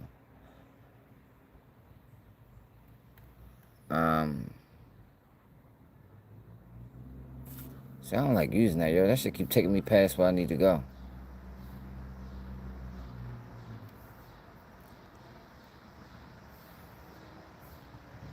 On January 5th, 2026, defendant Wilson, Lindsay, and Houston requested a continuance and enter a stipulation to continue the trial to May 4th, 2026. This is the second continuance to which defendant Banks objected. January 13th, 2026, court ordered trial continued to April 21st, 2026, and made excusable time finding for the trial's defendants, including for defendant Banks under the same U.S. code, whatever code that is. On March 23rd, 2026, defendant Wilson, Lindsay, and Houston stipulated to continue the trial to August 20th, 2026. This is the third continuance to which defendant Banks objected. On March 23rd, the court ordered trial continued to August 20th, 2026.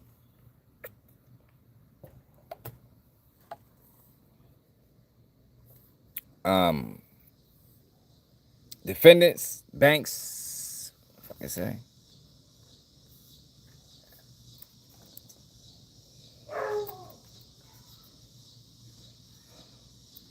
Hey, hold up, what the fuck, my phone ain't charged? Hey, yeah, hold up. My phone ain't charged, y'all. Oh, shit, hold up, y'all.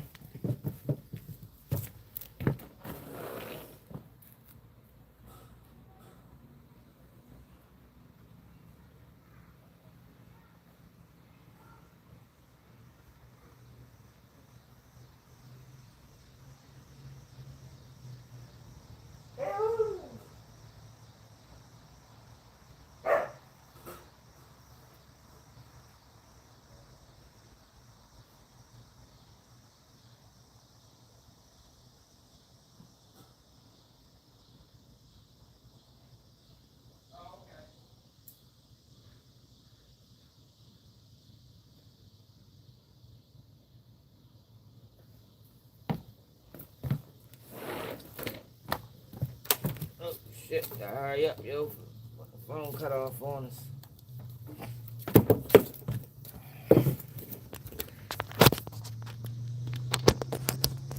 I can't call them dumb, yo. Man, yo, you know, you lose people, yo. Motherfuckers be wanting retribution. On April 16th, 2026, Anthony Montgomery Wilson pled guilty in the Northern District of Illinois to the use of a firearm done in relation to a crime of violence, murder for hire, for murdering SM as consideration for the promise and agreement to pay a sum of money from individual C. Defendant Wilson, these niggas told too. Telling ass niggas. And remember I told y'all that was always my fear for Durk. You know, once niggas see the ship falling, motherfuckers be trying to get life jackets. Y'all remember I said that a while ago? It's the only thing about these type of situations, man. Niggas see the ship sinking. Everybody trying to get a raft.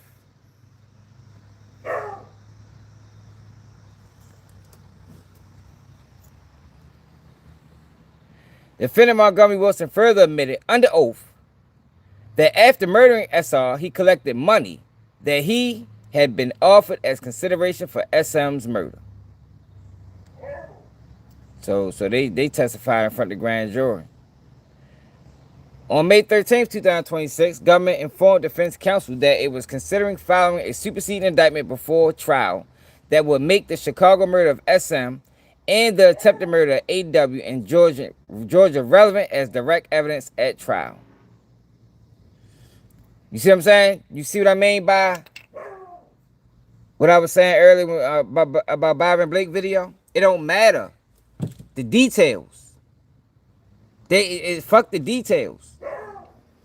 It only matters as direct evidence that these guys, who we have proof that is affiliated to OTF, was involved in these other crimes. They try to use that as direct evidence. Not as overt acts. They don't have to prove anything outside of that. So the details of any of them cases don't even matter. The intricate details.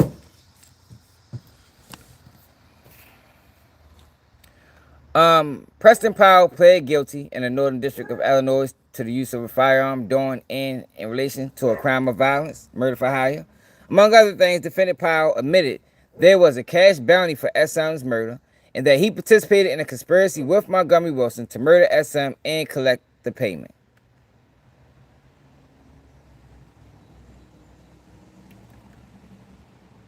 On May 6, 2026, government confirmed to defense counsel that it will supersede with the Vicar murder charge by June 3rd, 2026. On June 3rd, 2026, the grand jury returned the third superseding indictment, adding 2 additional counts, including Vicar murder and conspiracy to commit stalking, as set forth below.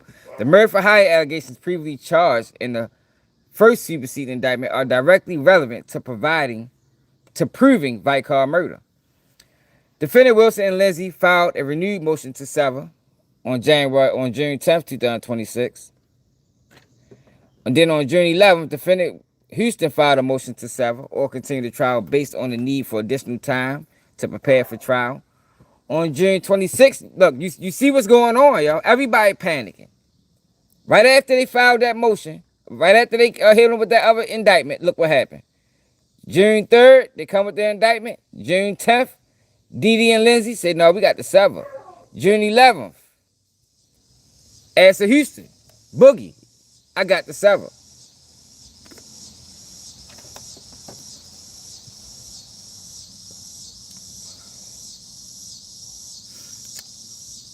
I mean, he probably could have did it better, of course. You know, but a lot of people, when they call him dumb, they say he shouldn't even did it. Like, he shouldn't even have been a part of it. But I can't call him dumb for that. At least Durk played within the lines of the streets, man. Like, I ain't hear no innocent babies. Like, these are all people playing the game. You know, you play the game, it's consequences on every end. On June 26, 2026, defendant Banks filed the current motion to sever the case into 2 trials. An August 2026 trial on 2 counts, on counts 2 through 5, and a later trial on a Vicar charge, 1 and 6.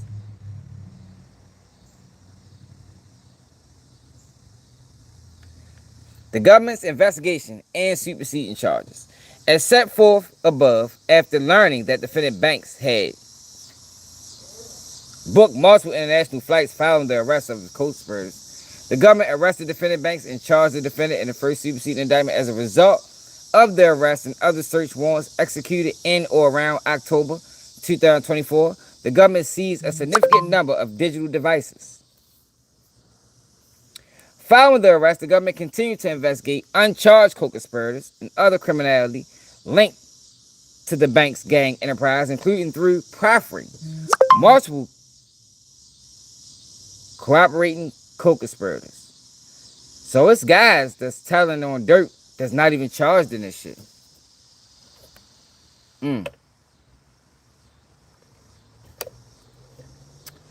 Yeah. So it's other guys that's supposed to be coming to court testifying. I wouldn't be surprised if we see Mimo bluffing ass.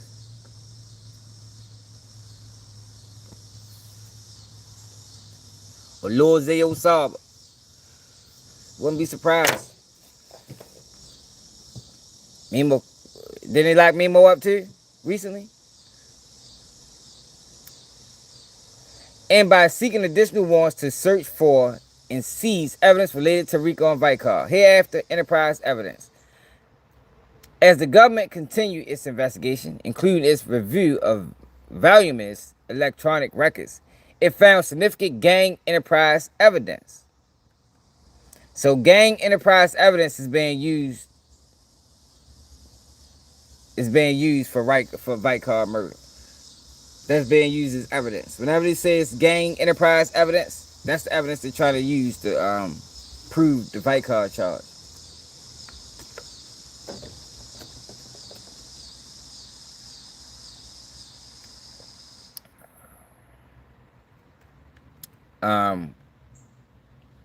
Among other things, the government identified numerous text messages by and between enterprise members discussing the racketeering activity alleged in the third indictment, including communications about identifying suspected informants.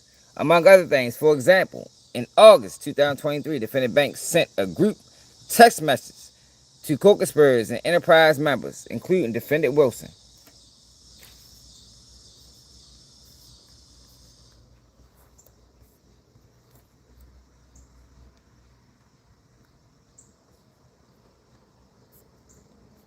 Yo, this thing's getting on my fucking nerves. Stating that a suspected government informant and shooter during the 2022 Los Angeles murder of SR was ready to snitch. Blood clear as day. And he gonna tell soon. Defendant Banks then reassured the group, sending a follow-up text message that stated, as long as we don't break, they can tell him whatever.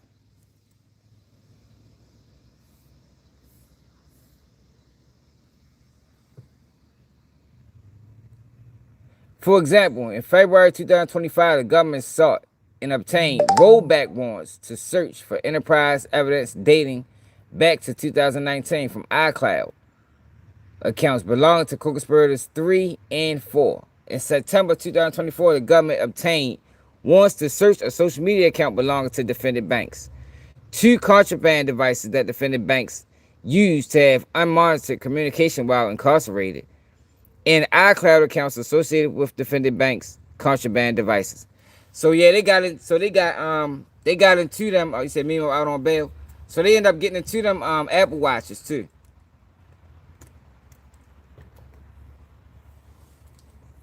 To date, the government has produced approximately 4.5 terabytes of digital evidence from approximately 59 digital devices and accounts. Evidence collected during the investigation also showed that enterprise members took significant steps to prevent law enforcement detection and conceal evidence.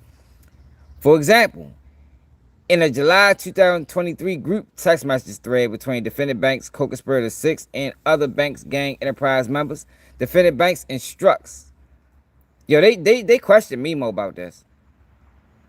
They questioned everybody that was in that motherfucking thread. That's probably why they put them charges on Mimo. Mimo probably told. That's why he been so quiet. You say y'all on bail, why he ain't said nothing? They grabbed everybody that had some type of charges on them that was in that text thread. I bet you. I fucking bet you.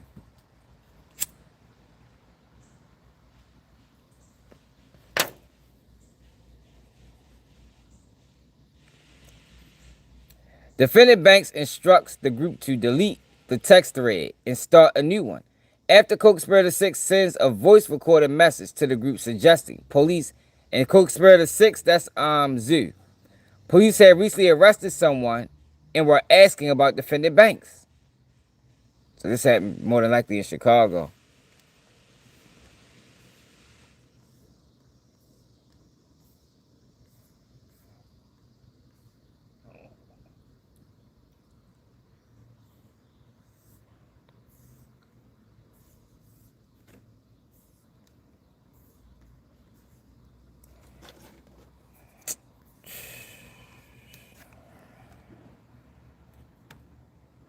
I can do it that way.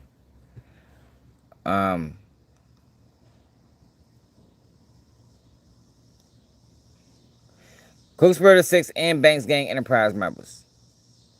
Co-Conspirator 6 then sends instructions to the group on how to further conceal evidence by deleting text messages from iCloud storage. Additionally, the co-conspirators often use multiple burner phones and would dispose of those phones after violence to prevent law enforcement from obtaining relevant information. As defendant Banks did after SR murder in Los Angeles. As a result, the grand jury returned the third superseding indictment alleging a racketeering enterprise, the Banks Gang Enterprise. I told you about them text messages, y'all. Them text messages is dangerous. Them text messages is no good, man. They're going to be pivotal in that Vicar murder charge.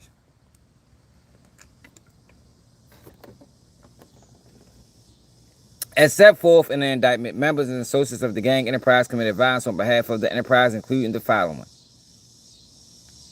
the murder of SR,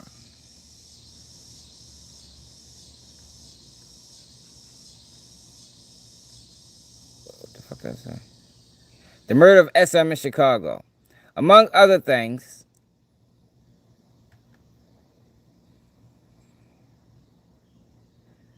after murdering SM, the Chicago defendants, Montgomery Wilson and Powell, discussed collecting the bounty of killing SM from defendant Banks and the Banks Gang Enterprise. Specifically, defendant Powell sent a text message to Montgomery Wilson stating, "What's up with OTF? What you mean they not paying?" In response, Montgomery Wilson wrote, "We waiting. Defendant Banks comes up here on the 17th.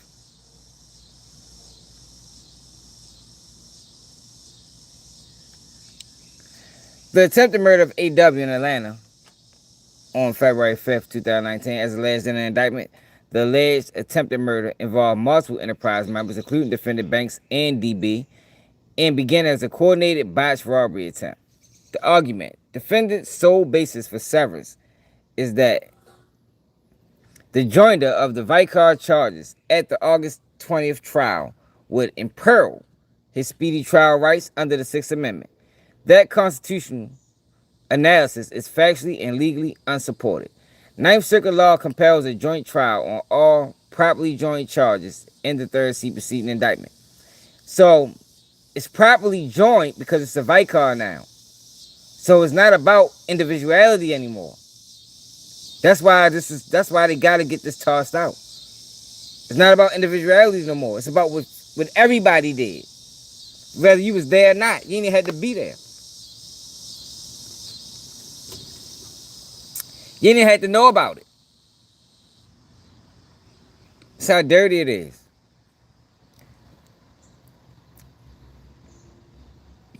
Which will ensure a streamlined and orderly presentation of evidence, conserve judicial resources, and minimize risk to witnesses. Holding two trials, including one that pretends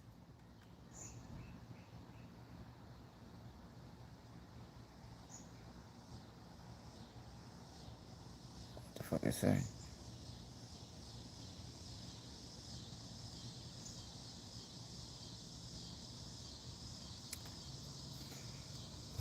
Produced, just discovered May 29th. Discovery led to age. Just discovery was produced on a journey for the Banks does not claim there has been a speed trial that has some enrichment. The enterprise allegations do not exist. Would deprive the jury of a complete understanding of the alleged gang enterprise, including how and why the Los Angeles murder occurred. Defendant Banks should be tried on all charges contained in the third superseding indictment. Defendant bears the burden of making a strong showing to justify severance.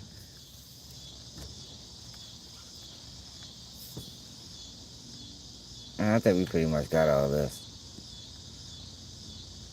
Here, a joint trial on all counts in the third indictment promotes judicial economy and ensures the jury has before it the evidence necessary to evaluate this gang member.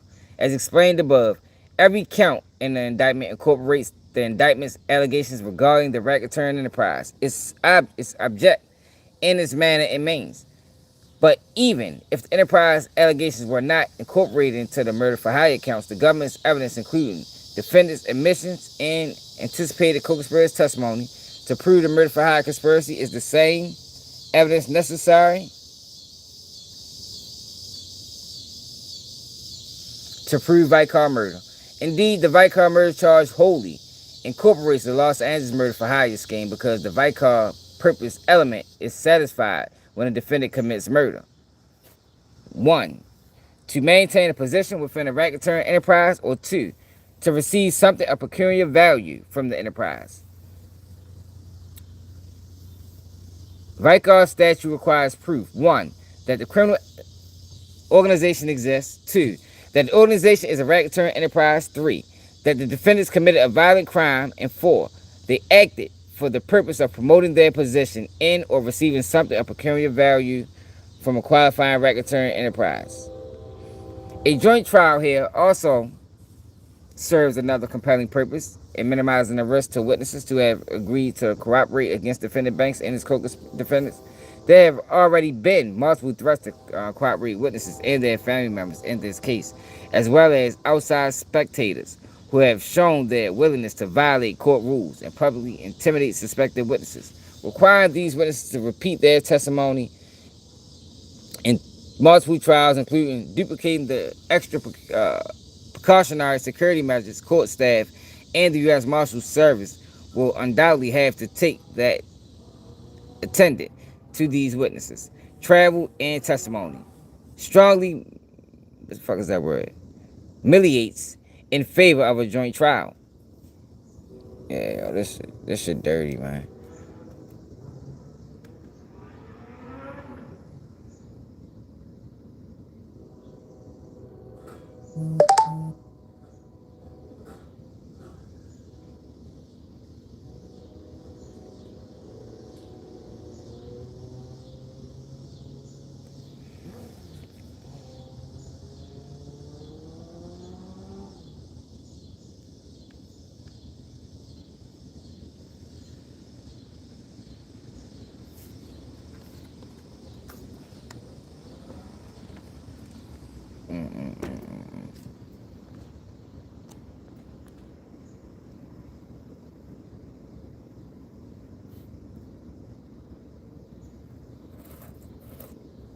Yeah, yo, they fucked him with this, Noriega.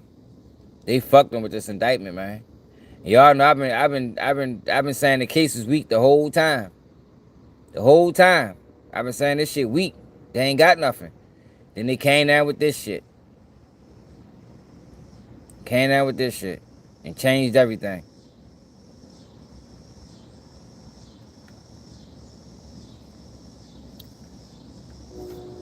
This shit changed everything, man. Like, literally.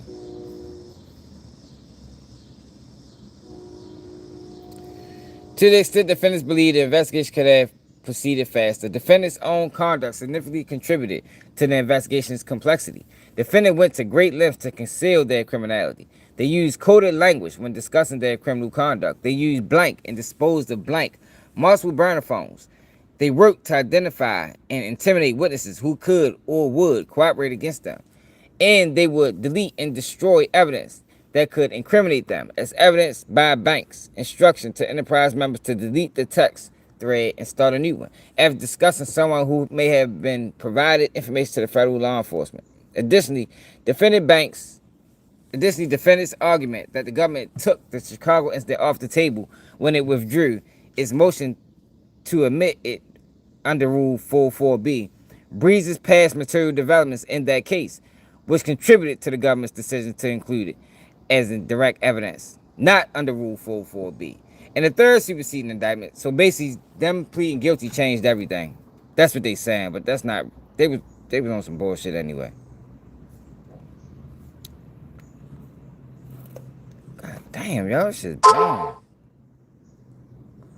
In April and May 2026, the charged defendants in the Northern District of Illinois, United States v. Montgomery Wilson, pled guilty and admitted under oath that they murdered SM to collect a bounty payment from individual C.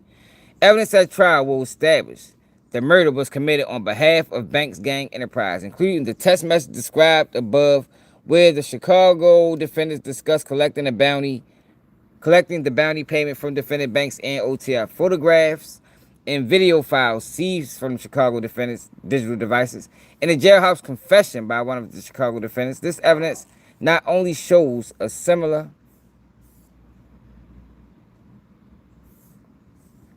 modus operandi to the Los Angeles murder of SR, it proves the operation and existence of a continuing racketeering enterprise.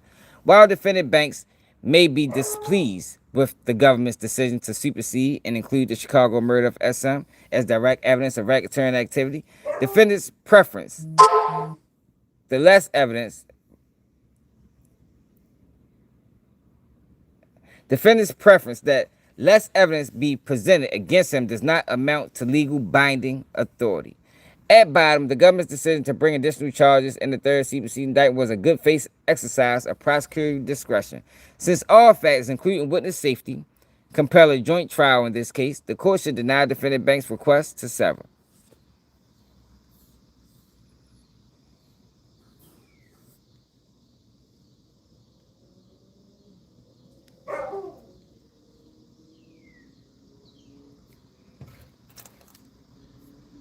Yeah. That shit bad. It's bad, yo.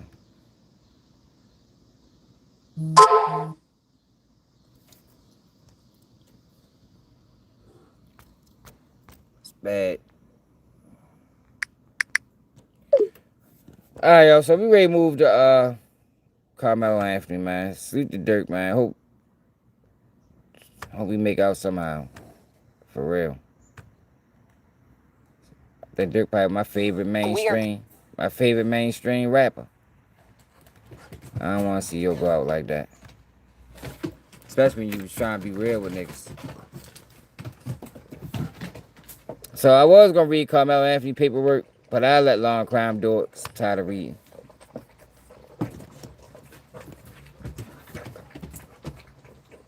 Want the fastest working GLP-1?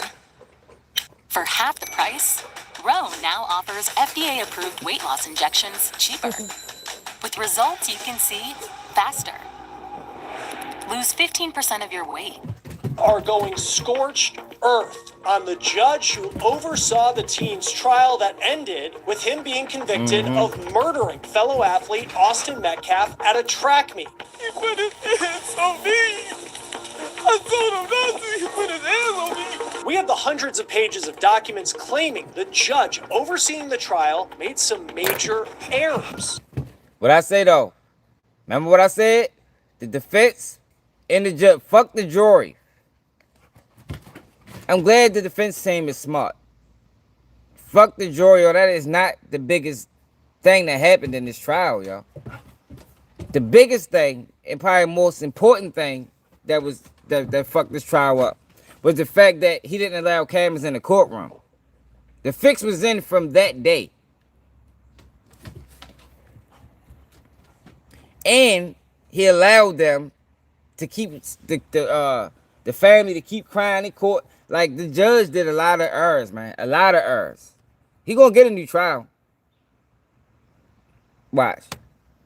Now, Anthony's team is calling for the guilty verdict to be thrown out entirely. We will also talk about an alleged off-the-record deal that Anthony's defense team made with prosecutors that his new lawyers say set the now convicted teen killer up for failure. We're on the case presented by Law and Crime.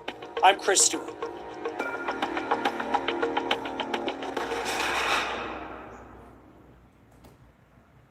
One questions coming out of the trial of Karmelo Anthony was, why didn't he testify? It is rare for a defendant in a case like that, a self-defense case, to not take the stand in their own defense and tell their side of the story.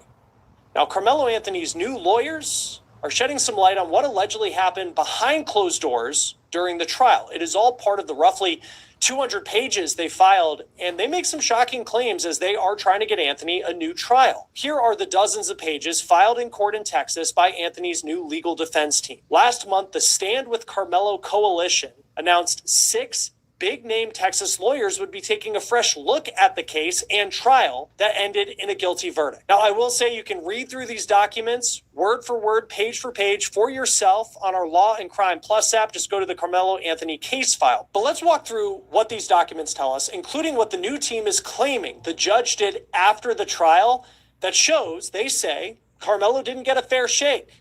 Now, the judge's name is John Roach, and he did not allow cameras in the courtroom or audio recording for the trial. Testimony lasted 4 days, and this trial went at what many have considered a pretty brisk pace, which is part of Anthony's appeal.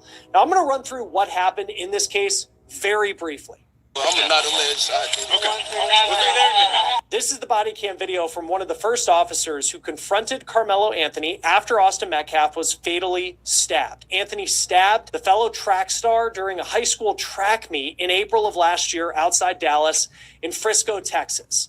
Now, here is the very blurry video of the incident. It was shot from a surveillance camera on the top of the football stadium. It shows some commotion, shows a potential shove from Austin Metcalf, but the moment in question, the stabbing of Austin Metcalf, is something you really cannot see. But this surveillance video was big evidence at the trial. Anthony was reportedly under Metcalf's team's tent. Metcalf wanted Anthony to leave. Anthony did not leave, and then Metcalf shoved Anthony, and in that moment, Anthony pulled a knife out of his backpack and fatally stabbed Austin Metcalf once in the chest. The jury took roughly 3 hours after hearing testimony to reach a guilty verdict. In the days after the verdict, Karmelo Anthony filed a notice that he would be appealing the verdict, and these filings appear to be the first step in that process. Now, there were 2 documents that were filed. Like, yo, it's one is calling for a new... It's multiple reasons to appeal. Like, he got so many grounds for appeal. It's ridiculous, man. New trial. The other calls for the judge who oversaw the trial to be recused from any future proceedings on this case. So I want to start with why this team believes that Karmelo's guilty verdict should be tossed. Anthony's lawyers are arguing that his Sixth Amendment right to a public trial was violated. They say that this case received national attention, and yet the proceedings, they argue, were kept out of public view. Audio and video recordings were not allowed. We couldn't live stream it. We were only getting reports from a small number of credentialed media members inside the courtroom, and we were able to have one of those reporters, Cody Thomas from Court TV. But as far as the public, we did see lines out the door throughout this trial, but for the public, there were roughly only 24 seats in the courtroom. Dozens of people lining up outside. There was an overflow room, the appeals attorneys argue, but they say that room was eliminated. Now, in the document, Anthony's team also has anecdotes from people who traveled from places like North Carolina and Arizona in hopes of witnessing this trial, but they say they weren't allowed in. Now, the decision not to allow cameras, or live streaming, and audio recording, that was made by the judge. And this is what that judge said in an interview with WFAA television after the verdict. Remember we talked about the interview? I think we was the first people to cover the interview. I think we caught that bitch at like 42 minutes, as soon as it dropped. Like, I ain't never seen no judge do no post-trial interview before. That was strange as hell. This interview with you to make sure that people understand how the system works.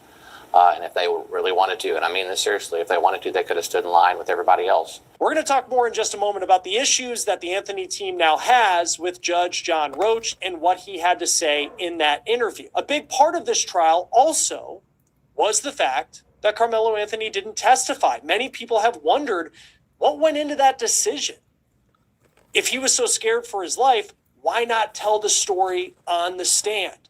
According to Anthony's new team, a lot of it had to do with what they say was an off-the-record understanding between the defense and prosecution. So this is what it says. Anthony's appeals team said in May of this year, the lead prosecutor on the case reached out to the defense and proposed they, quote, try the case clean. And that would mean they would make this case only about what happened under the tent instead of offering character or reputation evidence. But why would they do that? Why?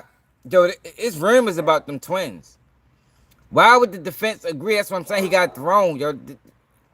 We really need to be putting more pressure on that lawyer, man. He got thrown. They made a fucking secret deal with the prosecution. And the prosecution probably ain't even abide by it. Now, that deal was off the record. And they say the reason for that was so the media wouldn't get word about it because it's probably something we would see in court filings or through local media reports. Now, Anthony's team says that his defense was then limited under that deal at every stage of the trial. They say the defense could have presented statements that trial witnesses made to police, like saying that Austin Metcalf was, quote, kind of like the aggressive guy on the team. They say that... Remember, I was saying all of that.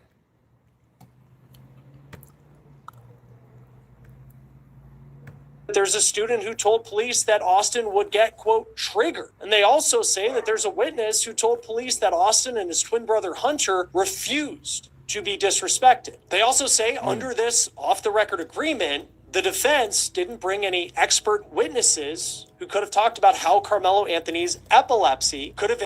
What? What kind of agreement is that? Like, he got thrown, man. He getting a new trial by next year, what? Impacted his perception of threat, or how the fact that he has an adolescent brain, he was only 18 years old when all of this happened, how his brain wasn't fully developed. And that... Remember, I questioned that. Like, how the fuck you don't bring an expert in there to talk about the brain function of a juvenile? So all this was a deal that was under the table. Get the fuck out of here,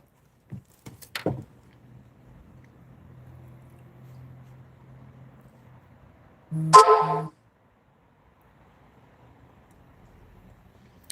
Through the state's case on June 4th, 5th, and 6th, the defense let the state's student witnesses leave the stand without confronting them with their own recorded statements to police. The Austin Metcalf, no, come on, y'all. That's crazy.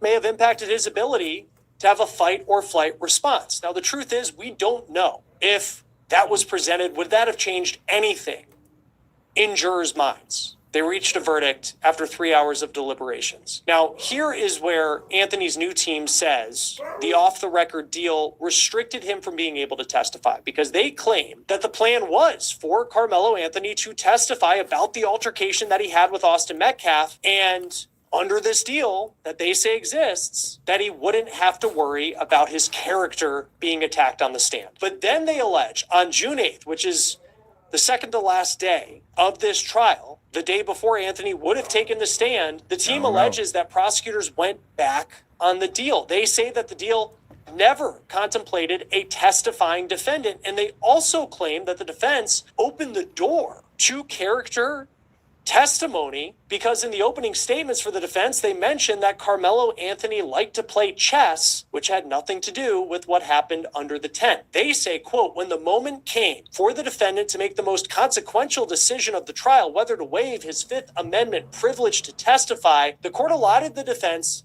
10 minutes to counsel a 19-year-old through it and denied counsel's request for additional time. The Anthony appeal team also talks about the speed at which this trial moved, which did include a full day of testimony on a Saturday. They also mentioned that the jury was told that they would be sequestered to a hotel if they didn't reach a verdict that day. Not only is the new team of lawyers for Karmelo Anthony arguing that his guilty verdict should be tossed, they say that the judge who oversaw the case should be recused from future hearings. Now, a big part of that argument has to do with this interview that Judge Roach gave to WFAA after the verdict. Did the jury get it right? Yeah, they did. You know why? Because they were picked based upon the law. They listened to the facts. They happened here in this very courtroom, and they got a verdict. And so that's the process. And whatever they say, they get it right. The appeals team says that Roach is biased to his court's ruling by making that statement, and he should not be allowed to oversee any sort of proceedings related to the Karmelo Anthony case going forward. They mention 5 specific quotes from that interview in the filing that they have brought forward. Karmelo's team also points to this letter that the judge posted on the Collin County, Texas website, where he writes, quote, regardless of title or assignment, each of you contributed to ensuring that the process was conducted fairly, safely, and with the dignity our citizens deserve. It wasn't the jury fault, y'all. Like, look at the, see, a lot of people that was blaming the jury, they wasn't really paying attention to the case. You can't blame them for coming back guilty so fast because it wasn't the defense provided. You feel me? It wasn't no defense provided, yo. Like, I'd have came back guilty in 3 hours due to the lack of defense and the judge and his bullshit he was doing. End quote. Anthony's team is arguing that anyone who read that letter or maybe watched that interview that the judge gave could reasonably question whether Judge Roach can fairly review a verdict he has already defended as just. Joining us now from Texas to talk more about this case is trial attorney Bridget Williams. Always great to have you here on Law and Crime. Reading through roughly 200 pages, the part that stood out to me was this off-the-record deal, allegedly that the prosecution and the defense made, that the defense and prosecution wouldn't bring in, the character part of the trial, that they'll keep it to what happened in the tent. First off, just how common is it to have those type of deals in cases like this? It's pretty common to happen in criminal cases like this, or even in misdemeanor cases in trials, where defense counsels and prosecutions will have agreements that they say, well, I won't talk about this as long as you don't talk about that. However, the enforceability is what we're talking about here. And is that something that they can rely on that says that it forced him not to testify, and then raises grounds for a motion for a new trial? A lot of times, like what Judge Roach said here in his response to that, well, is it enforceable? Was it something that was presented before the court? Did the court agree on that? Was it something that was written down that was presented to the court? In this situation, it wasn't. Even in the motion for a new trial, it states, well, it was unrecorded. It was an unrecorded evidentiary agreement, and that's the issue. Yeah, and I know they said that this was a deal that was negotiated through like phone calls, and I don't know what type of record there may be with that. What did you make of, especially when it came, and that's been a big question, I think, since this trial concluded, was why did Karmelo Anthony not testify? And the idea that they paint the picture in this document that there was 10 minutes to make this decision, and that was all the time they had. They couldn't get more time. And then apparently the day prior, the prosecution says, hey, we may have had this deal for all the witnesses, but this unwritten, off-the-record deal did not include the defendant. What did you make of that part? And I think in the scheme of this being an appeal going forward, how could that factor into the efforts that this team for Karmelo Anthony has going forward? Yeah, I think that they had to make a decision based off of the information that they were presented during trial. Sometimes in a trial, so many things come up for the defense counsel as you are learning about them as the trial continues on. And you have to make a decision on the spot based off of the information that's presented to you at the time. And at this time, the information that the prosecution had presented to them shown in court, the defense counsel stated that they believed that it wasn't the right decision for Karmelo Anthony to testify in this situation. Whenever a defendant does testify, it does typically open the door for the prosecution to ask them questions about their history, ask them questions about a number of things. And so it is a decision that the defense counsel has to make. They may have tried to prep him prior to that. They may have decided that, okay, well, maybe he was going to testify, and then decided during the trial that that wasn't a good idea anymore during that 10-minute time period. So I think that there's so much that can be determined during a trial, and the defense counsel has to make that decision on the spot. It's a hard job to do. It is. And I mean, being a defense attorney is just an incredibly difficult job, especially, I'm Man, sure. We ain't doing that. We ain't ready to do all that. Defense attorney did horrible. We ain't ready to make no excuses for that lackluster performance. That's why I don't be fucking with Law and Crime. Call it out for what it is, man. Defense was horrible. Intentionally, though. Not by mistake. They didn't just have a bad day. Hold on.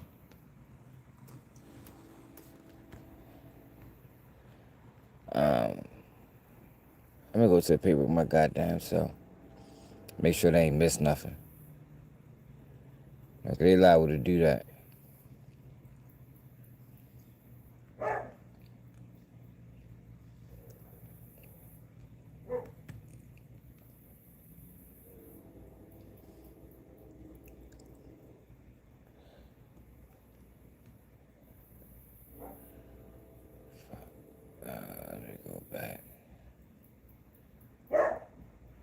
What?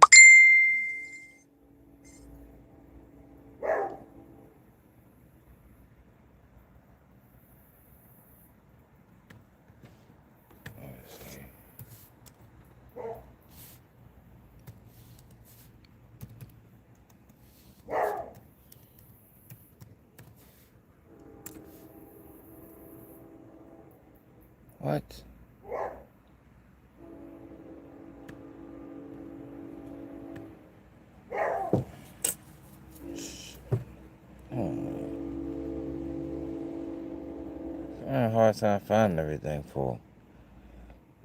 See that?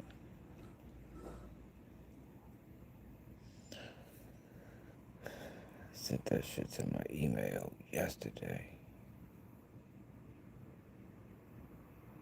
Here you go.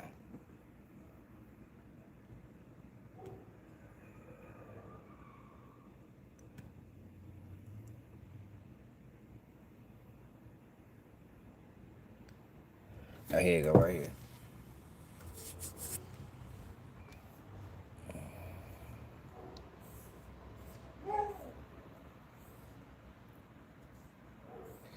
So this is the basis. Comes now, defendant Karmelo Sincere Anthony, by and through the Underdesigned Council and pursuant to the rules of Texas Rules of Appellate Procedure, moves the court to set aside the judgment of conviction and sentence and grant a new trial. The defendant moves for a new trial on 4 grounds. First, the court committed structural errors when it materially restricted public access in violation of the right to a public trial. Remember his bullshit ass excuse? Oh, witnesses was already being threatened. Like, ain't nobody know who them kids was, man. He gonna have to prove that. Y'all remember that was his excuse for closing the court down. Witnesses was being threatened. Ain't nobody know who none of these kids was that was so-called witnesses.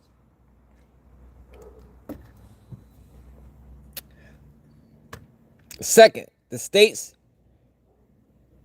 repudiation of the parties' unrecorded evidentiary agreement after the defense relied on it, coerced the waiver of Mr. Anthony's right to testify and denied him a complete defense, in violation of his constitutional rights. Third, the trial court improperly instructed the jury on the applicable law.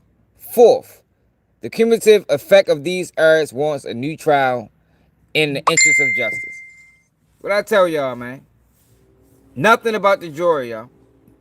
What I tell y'all? That's why I'm the best doing this shit on this internet.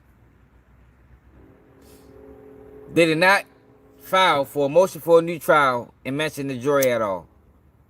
The defense and the judge, like I told y'all, should be that's the strongest case they got. That's the strongest case they got.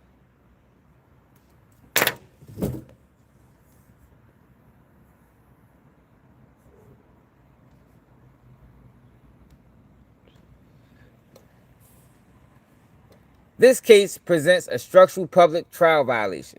The court had authority to manage courtroom security, decorum, and capacity. But once it adopted and administered restrictions that forcibly excluded members of the public from a high-profile criminal trial, it was required to make recorded findings. It was required to make record-supported findings and to consider reasonable alternative to closure. The court did neither. Right, like how's that the first option? The close, like you ain't thinking nothing else? It wasn't nothing else you could have done for this court case and trial to go smoothly. No, that nigga just went to the fucking ground with it. Now I'm just gonna shut the whole court down. No, fuck no. A small number of seats and no continuing overflow or audio or video access after jury selection, because that closure affected the trial proceedings themselves.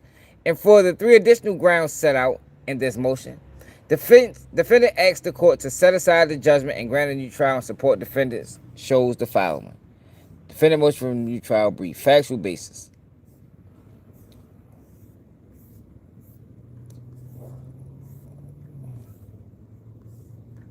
God damn, y'all. That shit is blowing me, y'all.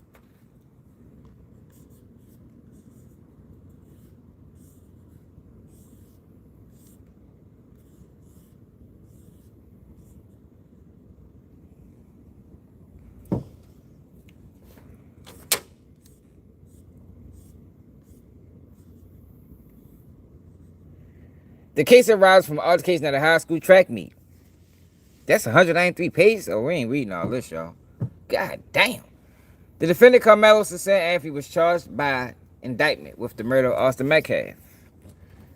They used reasonable force, believed immediately necessary to protect himself. The court charged submit the offense of murder.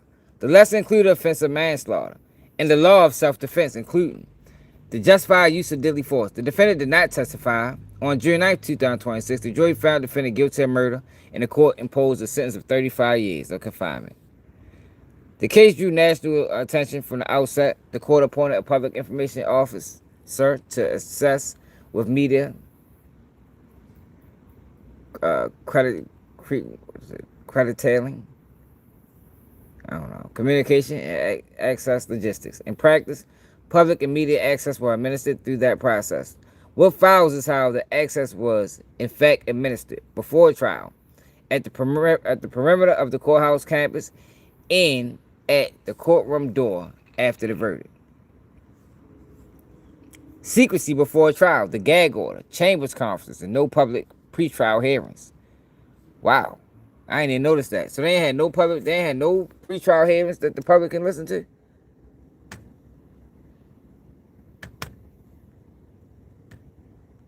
Oh, fuck, this shit don't read. My shit used to read, man. What the fuck happened? The closing of the prosecution to public view began more than 10 months before trial. What I say, the trial was over before it started.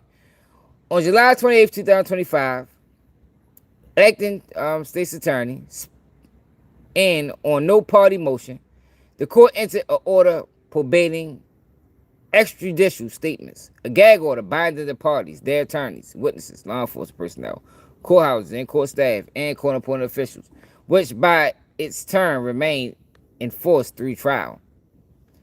Covered persons with first-hand knowledge were restricted from speaking publicly about the facts, evidence, witnesses, and expected testimony, absence written approval from the court. The gag order terms were sweeping, unless first approved in writing by the court. No covered person could make any extrajudicial statements that address the character, credibility, expected testimony, guilt, or innocence of any party or witnesses.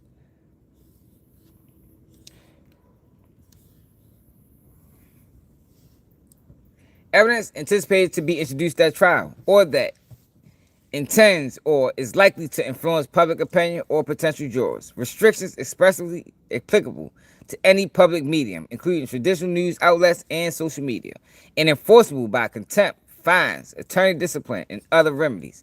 Its findings were 3 sentences.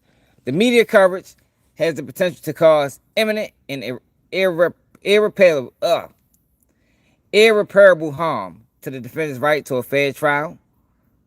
That alternative measure, venue change, jury screening, sequestering, would be inadequate alone, in that narrowly applied speech restrictions are necessary to protect jury impartiality. No evidence is recited. The order permitted only prejudicial announcements, hearing schedules, court filings, the statements required by legal and ethical duty, a safe harbor that presupposed filings the court could see. But its terms it would yield only to further written order of this court, and the amended order later reaffirmed it until the completion of the trial. In the 10 months it operated, no person was alleged to have violated it. So for the public files reflect. I'm not reading all this, show. This is way too much. I had no clue this was 193 pages.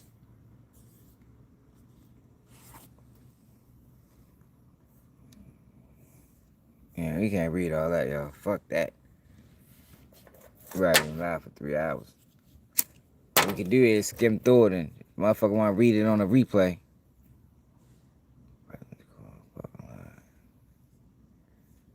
Curfew, parking lot, pre-dawn line.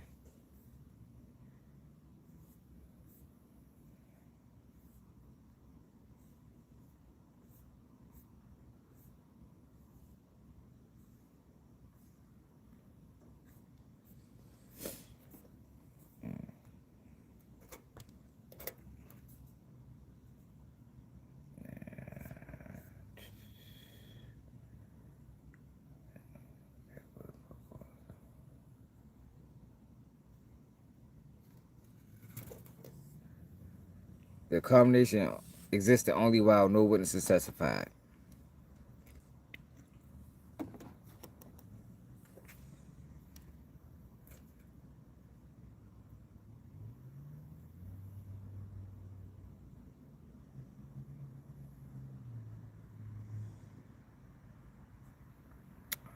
Oh, so they had a viewing room during jury selection, and then the first day of trial, they eliminated it.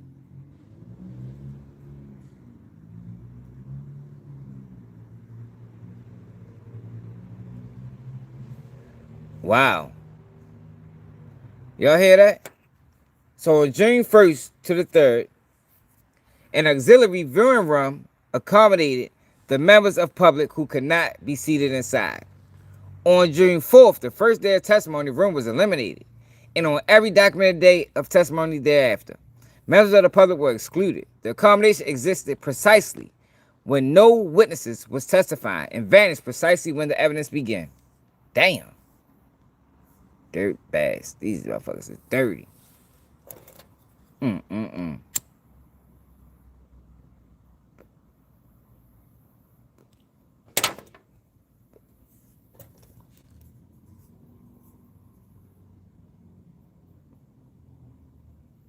Oh, so this is the short version.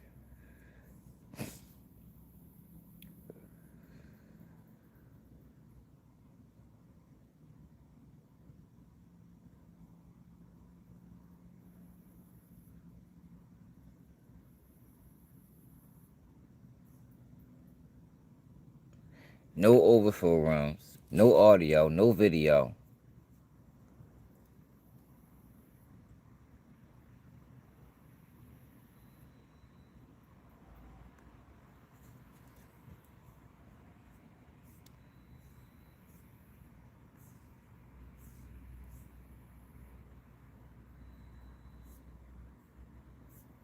Yeah, we can't read all that, yo. Fuck that. I'm tired, yo. 9:35. But Karmelo is gonna get another trial. It's only right. The boy got railroaded, like I've been saying from the very, very beginning. Well, not since the very beginning, but since probably like the third day of testimony.